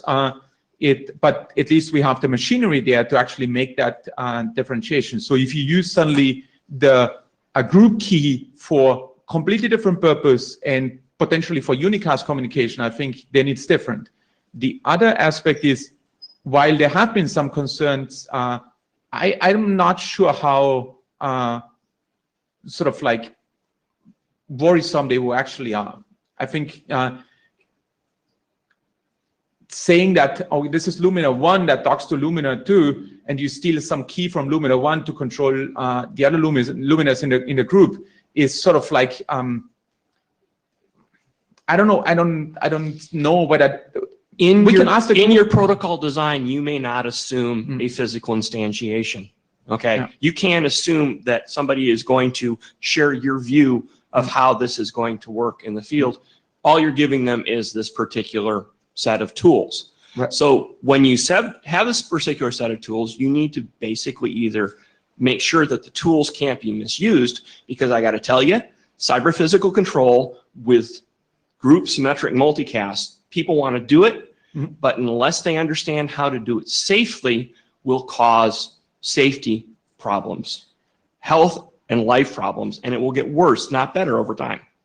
This is why I want you to get it right first. Yeah, but is that a question of an applicability statement, or is that because the problem is, like, the lighting community doesn't want to use the source authentication because it did not because they hate source authentication, but the problem is it is complicated. It's very complicated, and the Tesla stuff doesn't work in this space. It works fine for proposal with media security, like voice over IP media security, where you sort of like can buffer packets and then later on you disclose the key a few milliseconds later. It works fine there, but not with this specific use case. Have you had this conversation with Stephen Farrell? Because he was present for all the DICE stuff. Yeah. Kathleen has been one, I think, is sort of watching you guys here. She wasn't. So I want to make sure that you're not shopping ADs on this particular thing. No. He is aware that we are discussing this here. So AD shopping is a new term that I haven't heard. Yeah. I know forum shopping well, but I think Mike, I understand your concerns, and I just don't hear the proposal. I hear the proposal that you want to have source authentication, but I haven't heard a story on how that would actually work. With public key cryptography, signing each packet, that's that doesn't work. I could have a quick one on Okay. that. I mean, one way to do it, which is maybe, this is your answer, Lander, maybe not addressing the low latency group aspect, is that you actually do application layer security utilizing COSI, and you do have a public key signature somehow.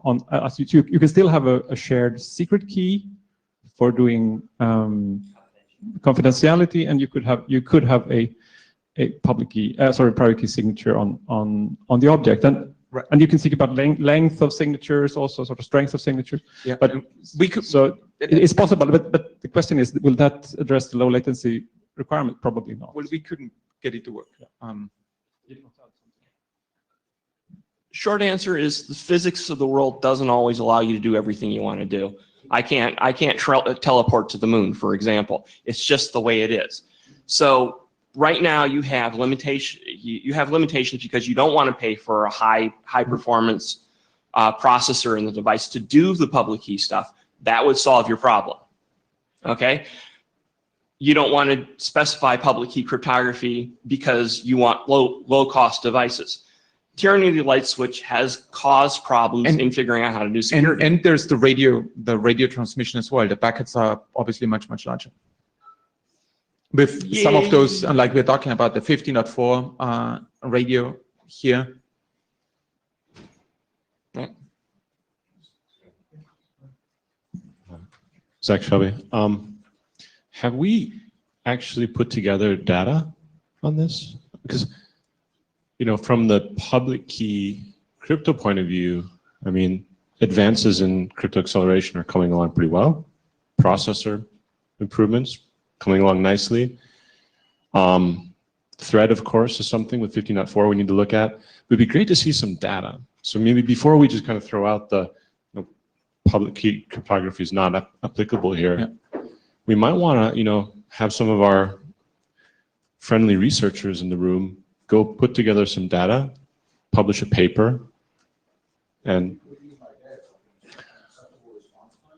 no, I mean, we know that from the lights, but how much time does it actually take with different links of keys, different curves, etc.? How much time does it actually take? How large are these packets? What's the delay times because of the thread network, for example? How slow is it? Get some data on it, and then we can figure out how big of a problem it is. When we went through the DICE thing, I gave you basically two solutions. Hardware security element that implements the key management protocol and is there so you can't suck the key out when the device is physically attacked, or public key systems. This isn't the solution you can use. It's just not going to work. I'm sorry, and that was Mike St. John's again. Zach Shelby, sorry. Mike, one thing for you. There are some new developments in the hardware world where we're actually able to segment out in hardware, secure software and user space software. And it's kind of a box system. And that's coming into standard architectures right now. At ARM, it's something we call trust zone. Is that sufficient? If we put these keys in a software box rather than hardware, okay, that's good enough. Mike, are you now working for ARM sales? I thought Mike Hannes knows better than any of us, and Jack also, right? No, I mean, this is more kind of aligning where the industry is going with what we need. So that's good to know, but it'd still be great to look at the public key stuff and understand what the actual latencies are in today's hardware, in today's networks, so we know how bad the problem is. Because it might be like in 1 year that it's not a problem anymore. Yeah, that's a hope we can find. So the Sandeep and his co-workers did work in that space. So they have done analysis, but it would obviously be good if someone else could have a look at that, and specifically 15.4 set up maybe some of the new work from a CFRG on that topic with the new signature mechanisms there. And use that. I think that would be perfect if we could find such a researcher. Are you doing that? Please come to LWIG on Friday. So I'll be presenting numbers on public key cryptography on 8-bit. But 8-bit is like completely irrelevant, right? Yeah. But the point is just to prove that if you can do it on 8-bit, you can do it on anything bigger. But so just give us a sneak preview. What are the numbers for? I mean, the draft has been there out for a while, so 300 milliseconds signing, even less. So and it uses the new course specified by CFRG. Yeah, 300 milliseconds is too much. Yeah. But this because we are essentially talking about signing plus verifying plus transmission in lower than 200 milliseconds. Yeah, I mean, I just threw a number. I'm sure like it can be still reduced further, but and it depends on what processor you're using. But anyways, I'll be presenting on Friday, so if you are interested in the numbers, do drop by. So is it new data, or is it the old document that you're representing? There is some new data. Okay. Okay, so with that, so Hannes, I think that's I was looking for that answer. Now you said the 200 milliseconds is the low latency. That's what you are referring on the first bullet point? Yes, with the low latency. Okay. Yeah. So you also mentioned about that media industries, right? So they also use some, key block data for doing this group communications with the asymmetric. There's some work in the IETF on voice over IP security where people had used or had proposed to use a Tesla. Right. But the way how Tesla works is different and makes it less well applicable to this space, because in streaming media you can basically you send back at first, and then in the next round you disclose the key for what you have sent first. And so, but here we have one shot message only, and not the stream of messages, and so it's a little different. Yeah, but I was not referring to that. I think that's in the content industry also does the similar group key, like with the key block data with using public key infrastructure. I don't have the timing, like whether it's done is 200 milliseconds, But I'm curious. I think that's your third bullet point. Of course, I'll be willing to review. But yeah, to be honest with you, like getting that and 15.4, I think one of the examples, right? Even then not only the thread, even Zigbee is talking about that. So having a solution will be a good idea. But the point is that okay, what is the appropriate solution where the greater industry can use, right? And that's something, of course, would be a good thing to do. But I believe that's having some data with asymmetric key would be maybe a better approach where you can provide all these authentications and the lighting and all these things. I don't know, to be honest with you. It's using 15.4, right? At least what you mentioned about the Philips case. So and also others. Yeah, others, right? So in that case, I think that's having a solutions with where it can provide a source of authentication, possibly a better way to go than having the patch solution, and people will not implement it. Yeah. Oscar Garcia from Philips Lighting. I worked with Sandeep in the past, so I see the concerns that are here. But I think having the authentication server and limiting the capacity which devices have access to that key, I think that can work very well in practice.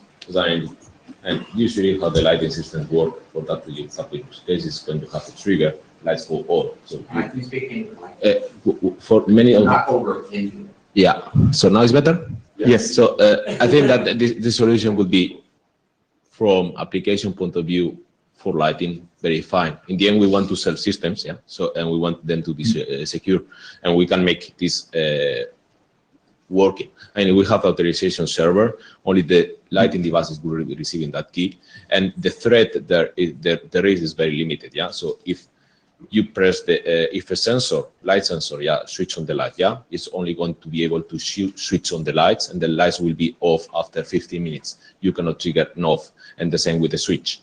So I think that the risk for this use case, having the authorization server, is very limited. I think the concern that Mike expressed, and I think I will ask the group whether they share those concerns or not, but is that if we specify a mechanism, even though we intend it to be used in a lighting community where those threats are probably less of an issue, then they could be used somewhere else in some other domains where the use of the protocol and the mechanism would not be appropriate. That I fully agree with that.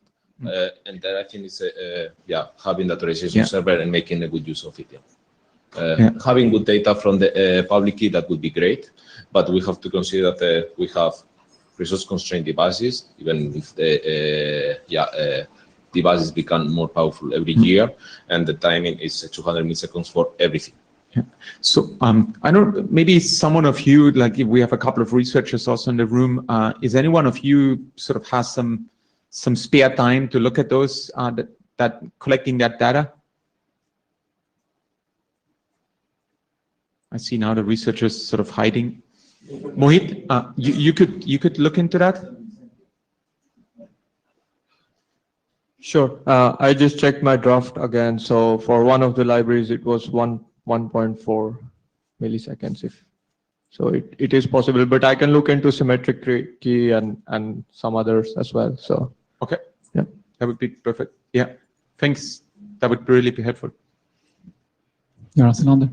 Just going back to the first question here, I think that yes, the scope of this working group, authentication and authorization, is in constrained environments. The distribution of access tokens, the keys to these devices is certainly in scope, and somehow independently of this source origination question. So I think that's certainly something that we should work on in this working group. Okay, then let me come to a question, and we changed the second question. It was sort of like we post. I changed it to get us sort of feedback on what your views are regarding the concerns that Mike expressed previously on a microphone, and then also sort of like we have these investigations ongoing, so we'll get some more data.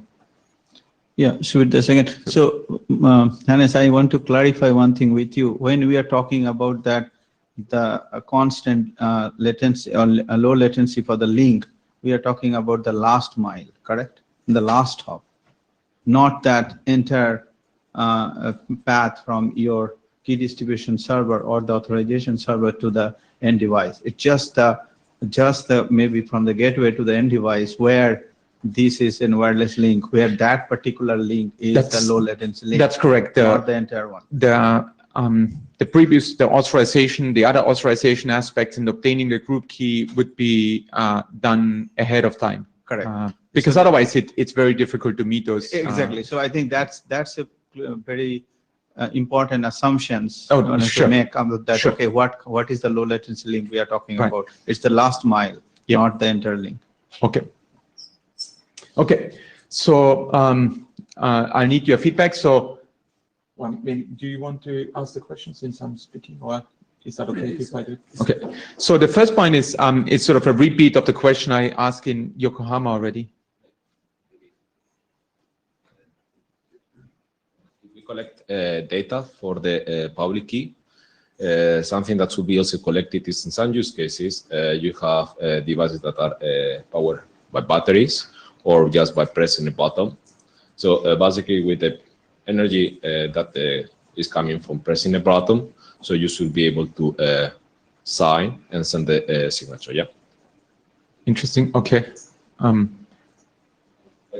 It's different on the timing, but... Okay. But yeah, so clearly light bulbs are not running on low power devices, but maybe the light switches maybe, right. Okay, so should the ACE working group sort of spend the time working on a solution for low latency group communication? How many of you think that we should do that in this working group? Okay, and if you think we shouldn't, how now? It sounds the same to me. Hmm. Did you hear any clear difference or no? Well, I'm not sure. maybe we do it raising hands now. That was a little. So how many? Raise your hand for if you think that we should do that work in this group. So it's about 2, 4, 6, 8, 10, 12, 14, 16, 18, general idea. 20 roughly. 20. And if you object, please raise your hand now. 1, 2, 3, 4, 5. 5.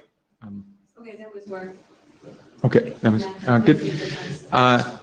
The second question, it's not the one that I stated up there on the slide, but rather going back to the concerns that Mike expressed regarding lack of source authentication.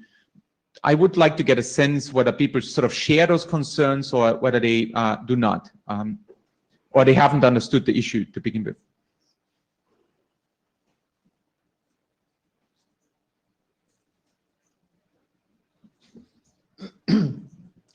Carsten Moorman, you would have to be really ignoring the issues to not share those concerns. The question is what follows from that? And really one problem that much of the security technology out there has is that authentication is often considered to be a Boolean thing. But we know, of course, that authentication also has quality attributes. And we know that the quality of authentication we will get from this will not be good enough for authorization for opening door locks or something like that. And the concern really is, how do we make sure that this comes over clearly? It's definitely a more complicated question, but I hear also in the discussion in DICE, Mike was very vocal about the issue. Most people didn't say anything. And so I'm not sure what exactly the others think. Like, do they think that this is a real issue and they just don't want to reinforce the issue? Or do they think that they don't share those concerns and it's just, I don't know. I don't have understanding for that. Which direction? There is clearly an area of applicability for this. And the area of applicability is, of course, limited by the security properties of what we are doing. And I think we need to clearly identify those security properties. But if we do that, then my concern would be satisfied.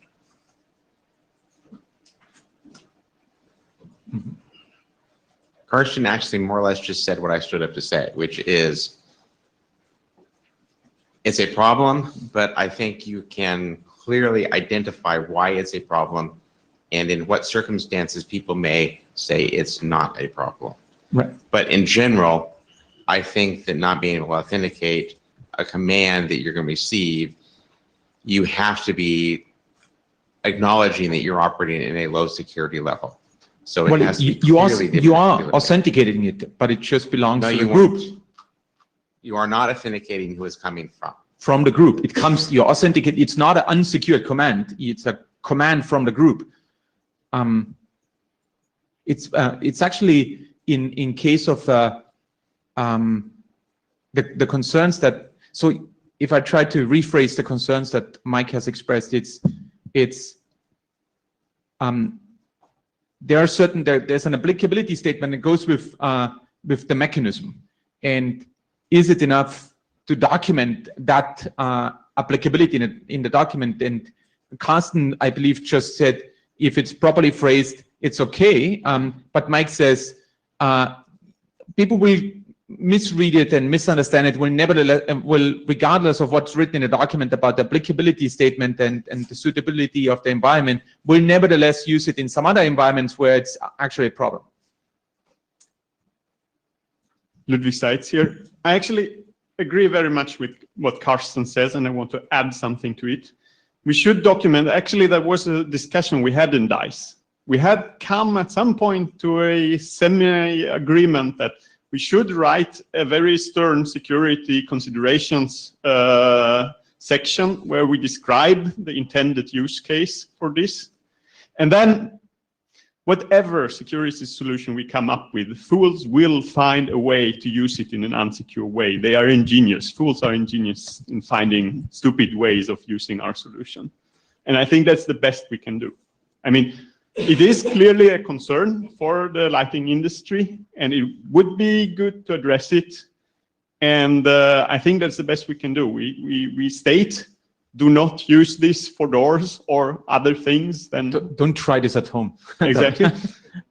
And then we hope that the fools don't use it for nuclear power plants or so. So we cut the 9. Yeah. Oh, I'm sorry. No, you mean, I mean, finish the 3. Yeah. And then after that, we cut the 9. Two things. If it's really all about lighting, call it a lighting control protocol, security period, and the statement, we're done. Don't use it for anything else. Number 2, even though people will, number 2, if you want to pay attention to what Carsten says about, well, we sort of need this and we really don't care about the security, have the security built into it that says, okay, we're not going to have more than 8 units, or sorry, I misstated what Carsten said. I apologize. Okay. Half an hour. Okay. Set it up so the protocol can't be used for more than 16 devices. There's a 4-bit field. So you don't have the problem that I'm worried about where it becomes useful in a system that it's really not designed for. Even though somebody will do it, it at least limits it so the risk is probably local. Oscar Thea from Felix Lighting. I think that solution is fine. We don't have to forget that it's not only about the protocol. I mean, it's later about the system and how the system is actually dimensioned for the final deployment. And that goes through, at least that's what we do, goes through a risk assessment, business impact analysis, and the final customer even assesses the type of solutions that we have. So with that said, I think this is very fine. Okay, so I'm probably not going to ask detailed question about this, but I just want to get an idea how many of you actually think that you believe you know what's going on here. What is being discussed? Do you understand sort of the threats that are being elaborated? Raise your hand if you think you have an idea what's going on. It's actually pretty cool. perfect. That's half of the room. So I will try to formulate the questions on the mailing list and to get some feedback, because formulating them would be probably a little bit more tricky.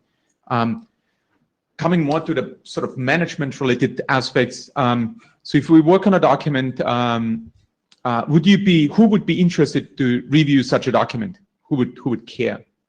So I see 1, 2, 3, 4, 5, 6, 7, 8, 9, 10. 10 hands. And 11. And who is interested to sort of like contribute text, implement, deploy, or something like more than just reviewing? Raise your hand. 1, 2, 3, 4, and then 5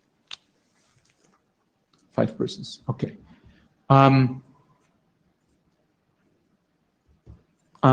I still want to get this DTLS record layer versus application layer security out of the way, but because this has been yeah, maybe we'll discuss in the mailing list. Not discuss. Okay. I have one data point on DTLS record layer versus application layer security. I had 2 master students implement that, and actually the OSCOAP application layer security solution beats DTLS record layer by some 8 bytes overhead. Okay. So it's better than DTLS record layer. Yeah. Yeah. This is Pete Resnick, just a little process point, but there's still no consensus to take on the work, correct? Well, that was the first question, and like it was in my interpretation. There was no consensus because there were 5 people at least who still had objections, and it should probably be brought to the list, right? Well, it has to be brought to the list anyway. But right, but 5 objections is enough to break consensus, right? Not sure. 20 pro, 5 against? Is enough to break consensus. Not in my understanding of consensus. Okay, so my understanding is that we can continue to work on this subject, but we are not yet ready for adoption. That's my understanding. So Kathleen Moriarty, AD. My take from that was, okay, this has to go to the list. Yeah. Right? And then we'll see more discussion, because the 5 people could be sane and the 20 might not be as informed, and they'll be much more informed after the discussion, or vice versa. So it has to go to the list anyway. Yeah. Yeah. Okay, I stop here because otherwise there are a lot more details. Yeah.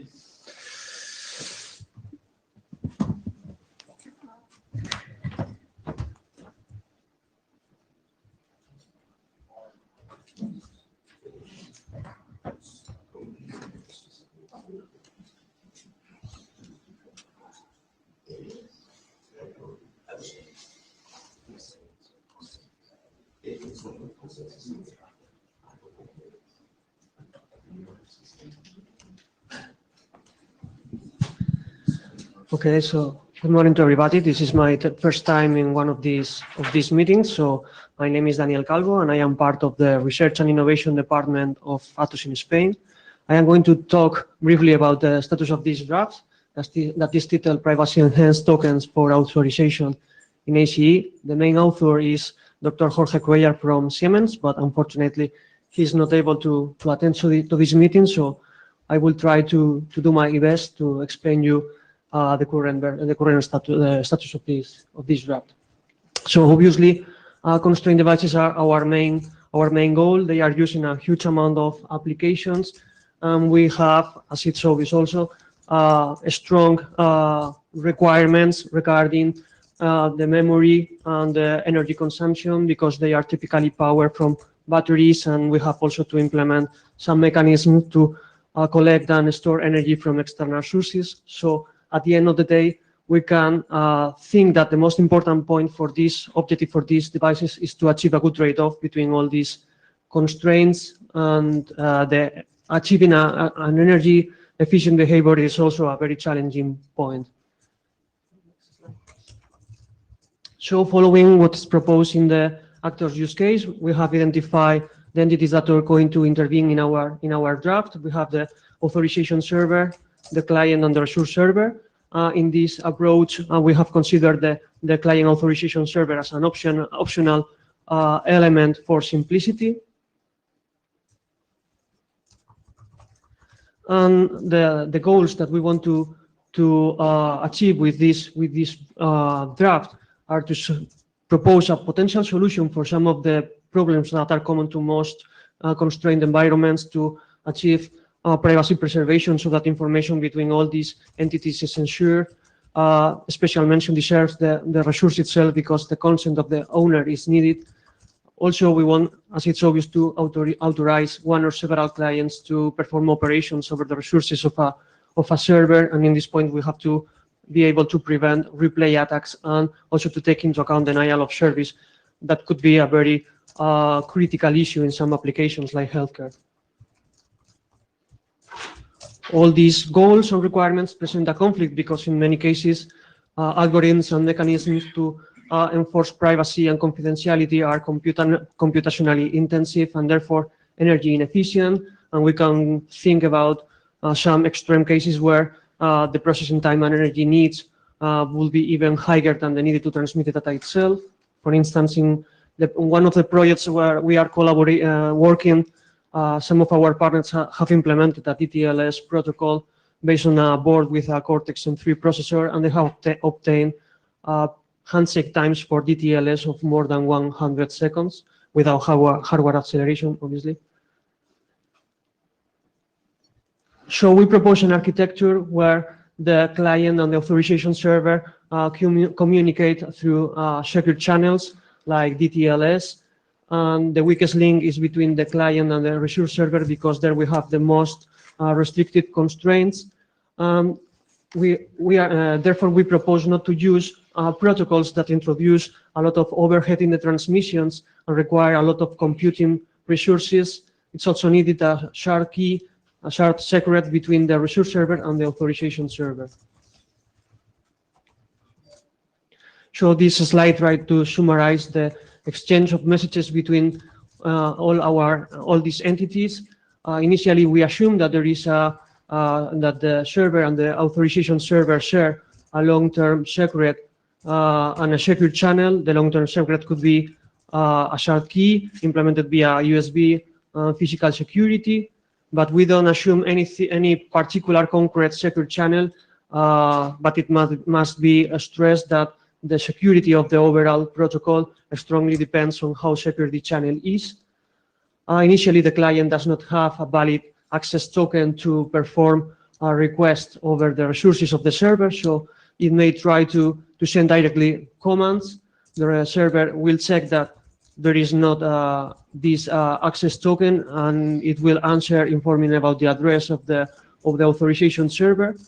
Then the client will establish a secure channel with the authorization server. That could be, for instance, DTLS. And then it will send a client token request to the authorization server to gain privileges to perform a set of operations over the resources of the server. The authorization server will check if the resource owner define these privileges and will generate a client token if it is appropriate. The client will use part of the client token to protect the data that is going to be exchanged with the resource server, and it will derive access tokens that will be attached to each one of the resource requests that will be sent to the server. So in this figure, we present a particular way of creating these tokens that has been implemented in a software model. The client token is composed by three fields: the face, which represents the privileges that are granted to the client; the verifier, that is the result of applying a function to this face; and the access token also contains the face that is inside the client token and the result of applying another function to the client token. For instance, we have used for the function in the verifier a MAC poly 1305, and for the function in the access token a hash function. And note that the resource server is able to reconstruct the access token from the shard secret and the information that is in the face, so it can validate that it corresponds to the client and changes have not been introduced by an eavesdropper or something like that. So what we are trying to do is to propose an efficient way of creating communication channels between the client and the server, paying special attention to the length of the tokens and of the length of the data that is going to be exchanged between the client and the server. Of course, we have also included mechanisms like authenticated encryption and proof of possession in order to ensure resilience to denial of service and reply attacks. And just to finish, let me highlight that we have implemented this software model that is available in one of our servers with an open source license, and that we are glad to share this implementation with all of you. This draft is still in a very early phase. So we have received some comments from Ludwig. We are studying them, and our scheduling for the incoming months are to try to understand better the common points between this work and other documents that have been already presented in this meeting, to try to find the common points, and to perform some trials with real devices to select the appropriate functions and validate the whole approach. So that's all. Thank you for your attention, and if you have any question. Ludwig Seitz here.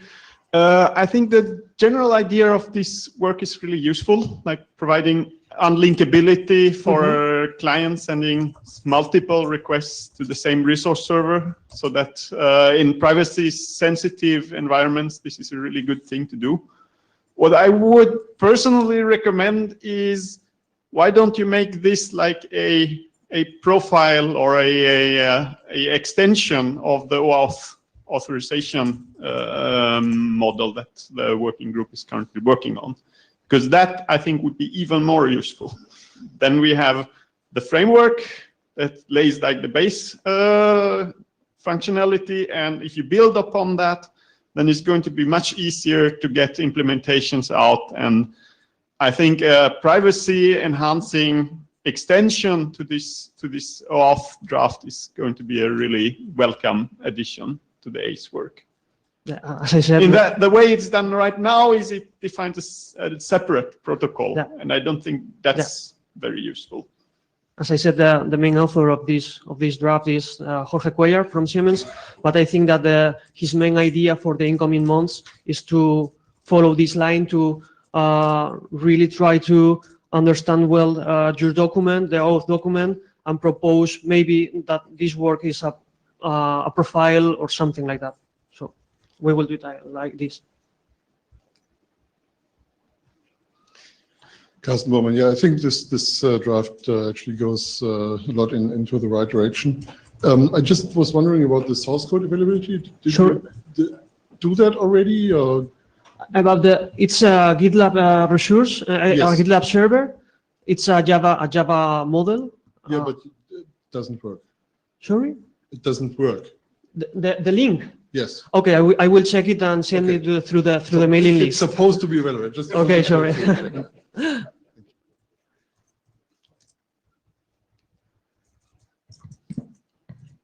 Okay, thank you.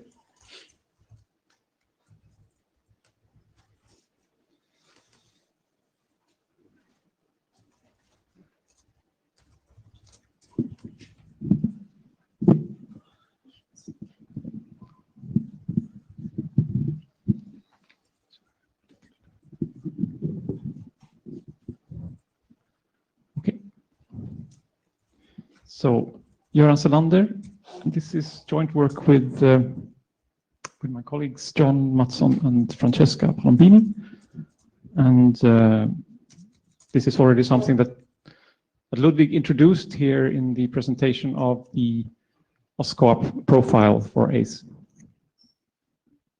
So, some slides on the background. There is Basically, the ACE framework starts off with the client requesting an access token, and it gets back an access token and client information. And this contains keys that are distributed to client and resource server. And then the step required by ACE is that the client and resource server authenticates, and then the client can request access to resources using the keys derived from this authentication. Now, the authentication, if you have symmetric keys being provisioned by the authorization server, it's straightforward to use them for accessing the resource and thereby prove your possession of the keys. But if you start out with a public key or public key or certificate, then you would need to run an authentication and key establishment protocol.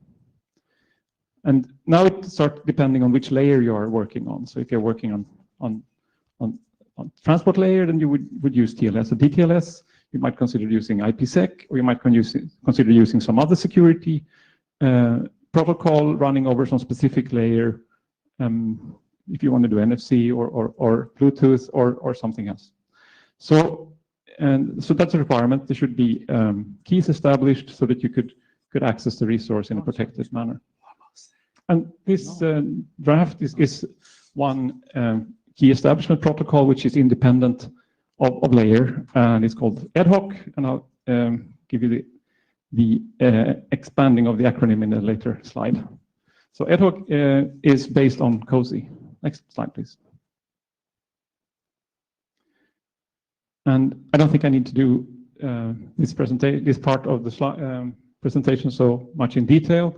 COSI is a generic object security format, as we've talked about, and there are many potential applications. It's really useful for IoT applications. And so, for example, we will use it in the ACE framework in other settings, and it's also used in ACE, in OSCOAP, as we mentioned in the previous presentation. It's useful in secure multicast and secure firmware update, etc. So there is a good chance that in a few years, your device will eventually have the COSI code anyway. And that's one of the main reasons why we decided to use COSI. And another reason is that COSI is not bound to a particular protocol layer, so we could use it for application layer as key establishment. Next slide, please. So COSI is not COSI is very useful for ad hoc because it's actually doing something very similar already from the start. COSI specifies key establishment protocols, in particular these elliptic curve, Diffie-Hellman protocols, static, and ephemeral static. Ad hoc implements the ephemeral version. There's a typo here in the slide, the reference to this protocol. So there is a NIST protocol which is being implemented, NIST standard for doing Diffie-Hellman exchange. And so this 6222 is not the right reference. It's correct in the draft, though. So the draft is correct, but it's an error on this slide. And the difference between what's in the COSI right now and what this protocol does is that this is a two-pass protocol. It's one ephemeral going in each direction. And there's also a difference that this protocol provides forward secrecy, which the protocols in COSI doesn't. And the second part of this slide is just saying that COSI actually has the pieces that we don't need to define in this protocol. It defines the data structures, types, encoding, and the context for the key derivation function, the key derivation process, and a lot of the security considerations, not all considerations for the protocol, but a lot of these are the same as for this protocol. Next slide, please. Now, ad hoc is doing a little bit more than just this NIST protocol, but it's not very advanced things, and I'd like to show you what it does. So it also includes a negotiation of a hash algorithm to be used with the KDF. And that's very simple. So in the first message, you send an array of hash algorithms, and in the second message, you get back the selected hash algorithm. It does the same thing with the AAD, the actual encryption algorithm. So these are algorithms that's going to be used after the Diffie-Hellman exchange is completed. You use the KDF to derive the key and use the AAD to actually encrypt the traffic. It also has a very simple replay mechanism based on sequence numbers, just rejecting messages with lower number than previously received. It has an optional method to provide more entropy to the KDF. So there are nonces, optional nonces in the request and the response message, and those are introduced into the salt of the KDF. And this is not necessary, but it's recommended by the HKDF RFC. So this RFC 5869 is the same method that's used in IETF v2, or it's very similar. It's actually in IETF v2 you would need to have. Let's not go into the details. So it's very similar.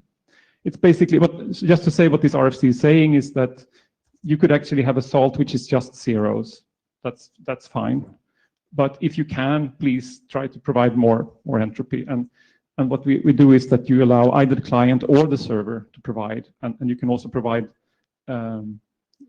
as much entropy as you like, or at least as little as you like. You don't need to have a full byte. It could be a couple of bits. Yes.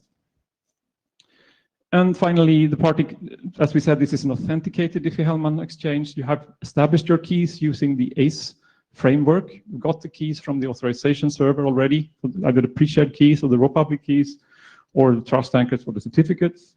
And what you then do is that you use the authentication. So what we might need is in the last case to actually carry the certificates of the client and the resource server. So that's an option in the protocol. Next slide, please. And ad hoc is also very easy to implement with co-op. It's basically you take the payload, you take the protocol messages and you put them in the post request and response payload. There is no need to protect those messages, so that's plain co-op we're speaking here. And I argued previously that you will probably have COSI anyway in your device, and you will certainly have co-op if we believe in the constrained network cluster activities of IETF. So given COSI and co-op, ad hoc is really a small code addition. So this is very low footprint added. So the point with using ad hoc now, why wouldn't I use any existing protocol? First of all, this is a standardized protocol, which we have made some minor changes to. And we come back to actually the security analysis in the next slide. But given that we think this is a good protocol, we can actually use it for authenticating, establishing keys, negotiating algorithms over practically any communication.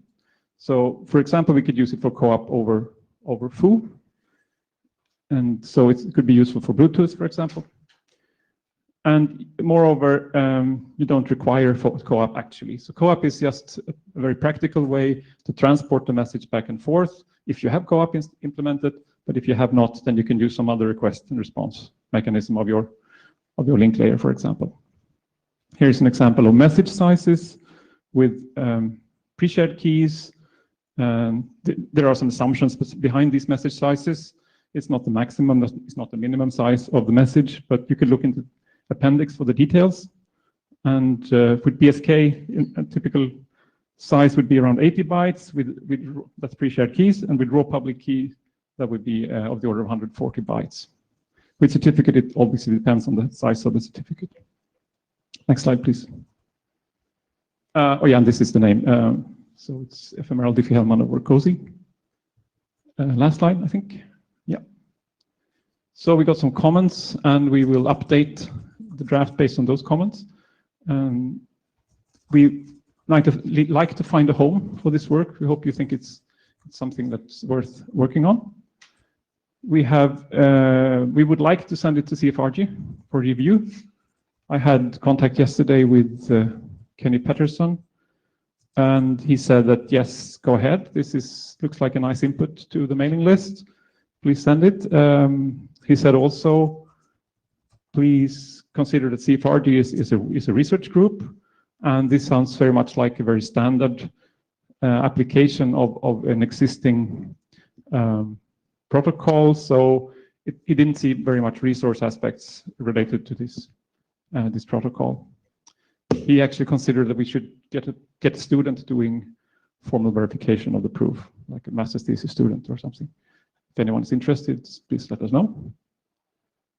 And finally, the implementation, as we mentioned, it's not a big deal, starting with the COSI and co-op, but there are still some components that needs to be in place, and we have just started thinking about that. Okay, thank you.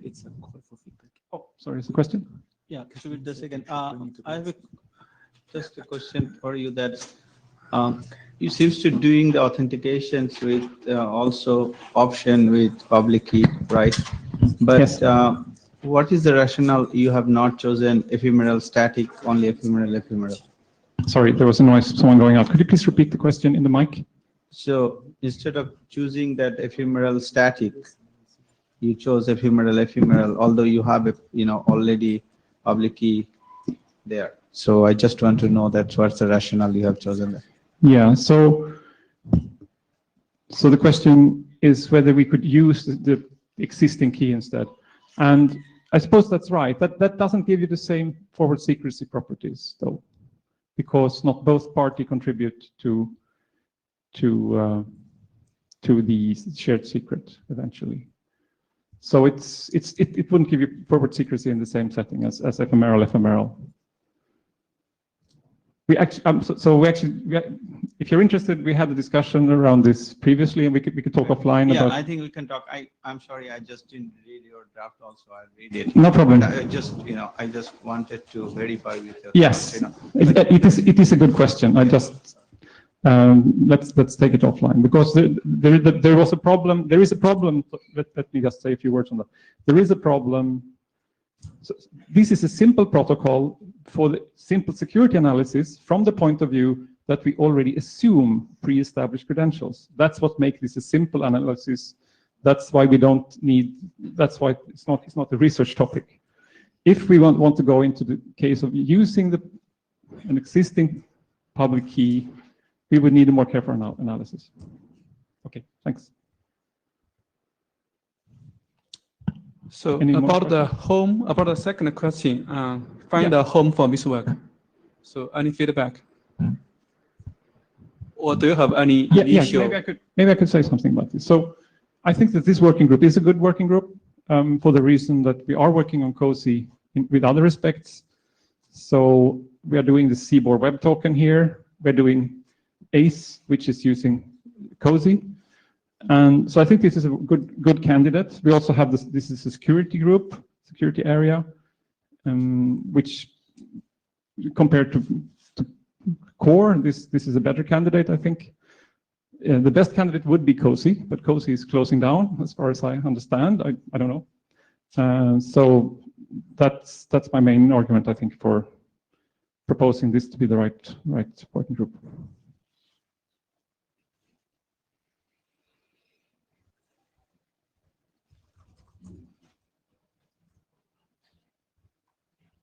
Yeah, maybe that's not something we need to discuss in this working group, but this kind of sets us up for ACE being the working group that does the COSI related stuff, which is fine for me.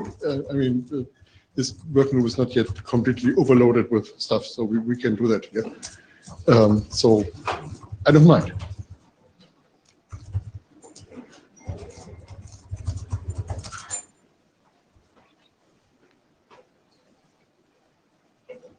Michael Richardson.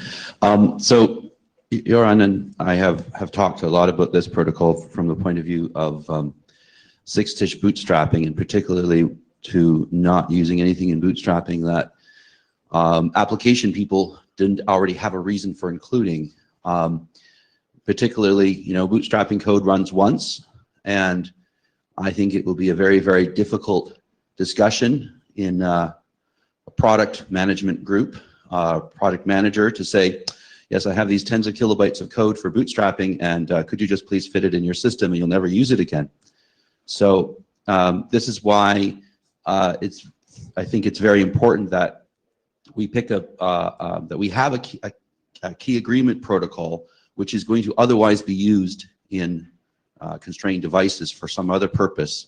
So we've talked a lot. And I also expressed the belief that to the extent that it looks like either Ike v2 over COAP or DTLS over COAP, and therefore looks to the security people like if they squint a little bit, it looks exactly the same.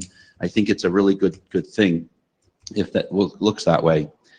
I think that ACE is probably, unless the AD wants to spin up a new working group, I think that ACE is the logical place for this to wind up.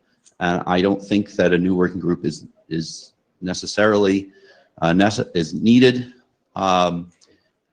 but it may be very much, the discussion may be very orthogonal, two ships and passing the night compared to a lot of the other things that I think this working group is doing. So that's just a consideration in terms of focus and the amount of review that I think we might get. That's my only real concern. If we can commit to it, then I think it's going to be good.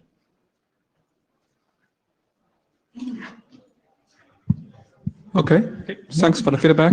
Maybe I could just comment on Michael's concern there about code size and things you don't implement, things you don't want, and that's exactly the objective here by using COSI and COAP to reuse whatever we think will be anywhere and anyway.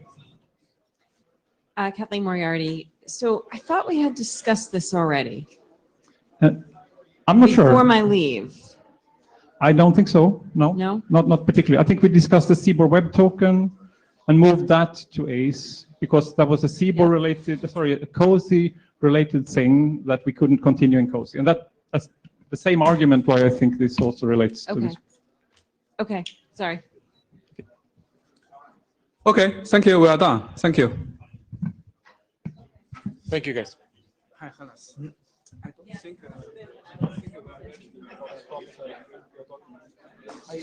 let's ask Kathleen. Kathleen. And also, since you are the co-author, it's not good for you to ask for adoption. I guess that's your intention to push.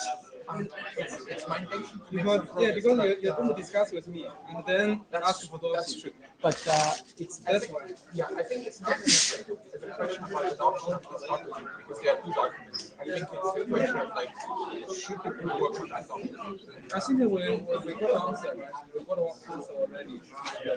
But I didn't check your email, but the title is adoption. Adoption, not of the document. I didn't ask for document. I asked for the adoption of the work, and we didn't got that. We have to. No.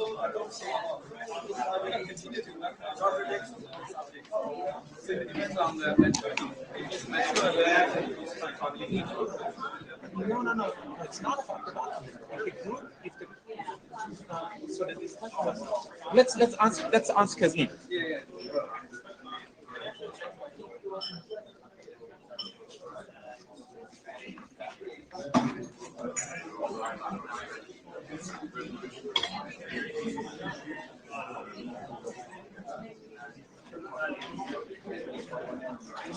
She might be intimidated. I was going to ask you.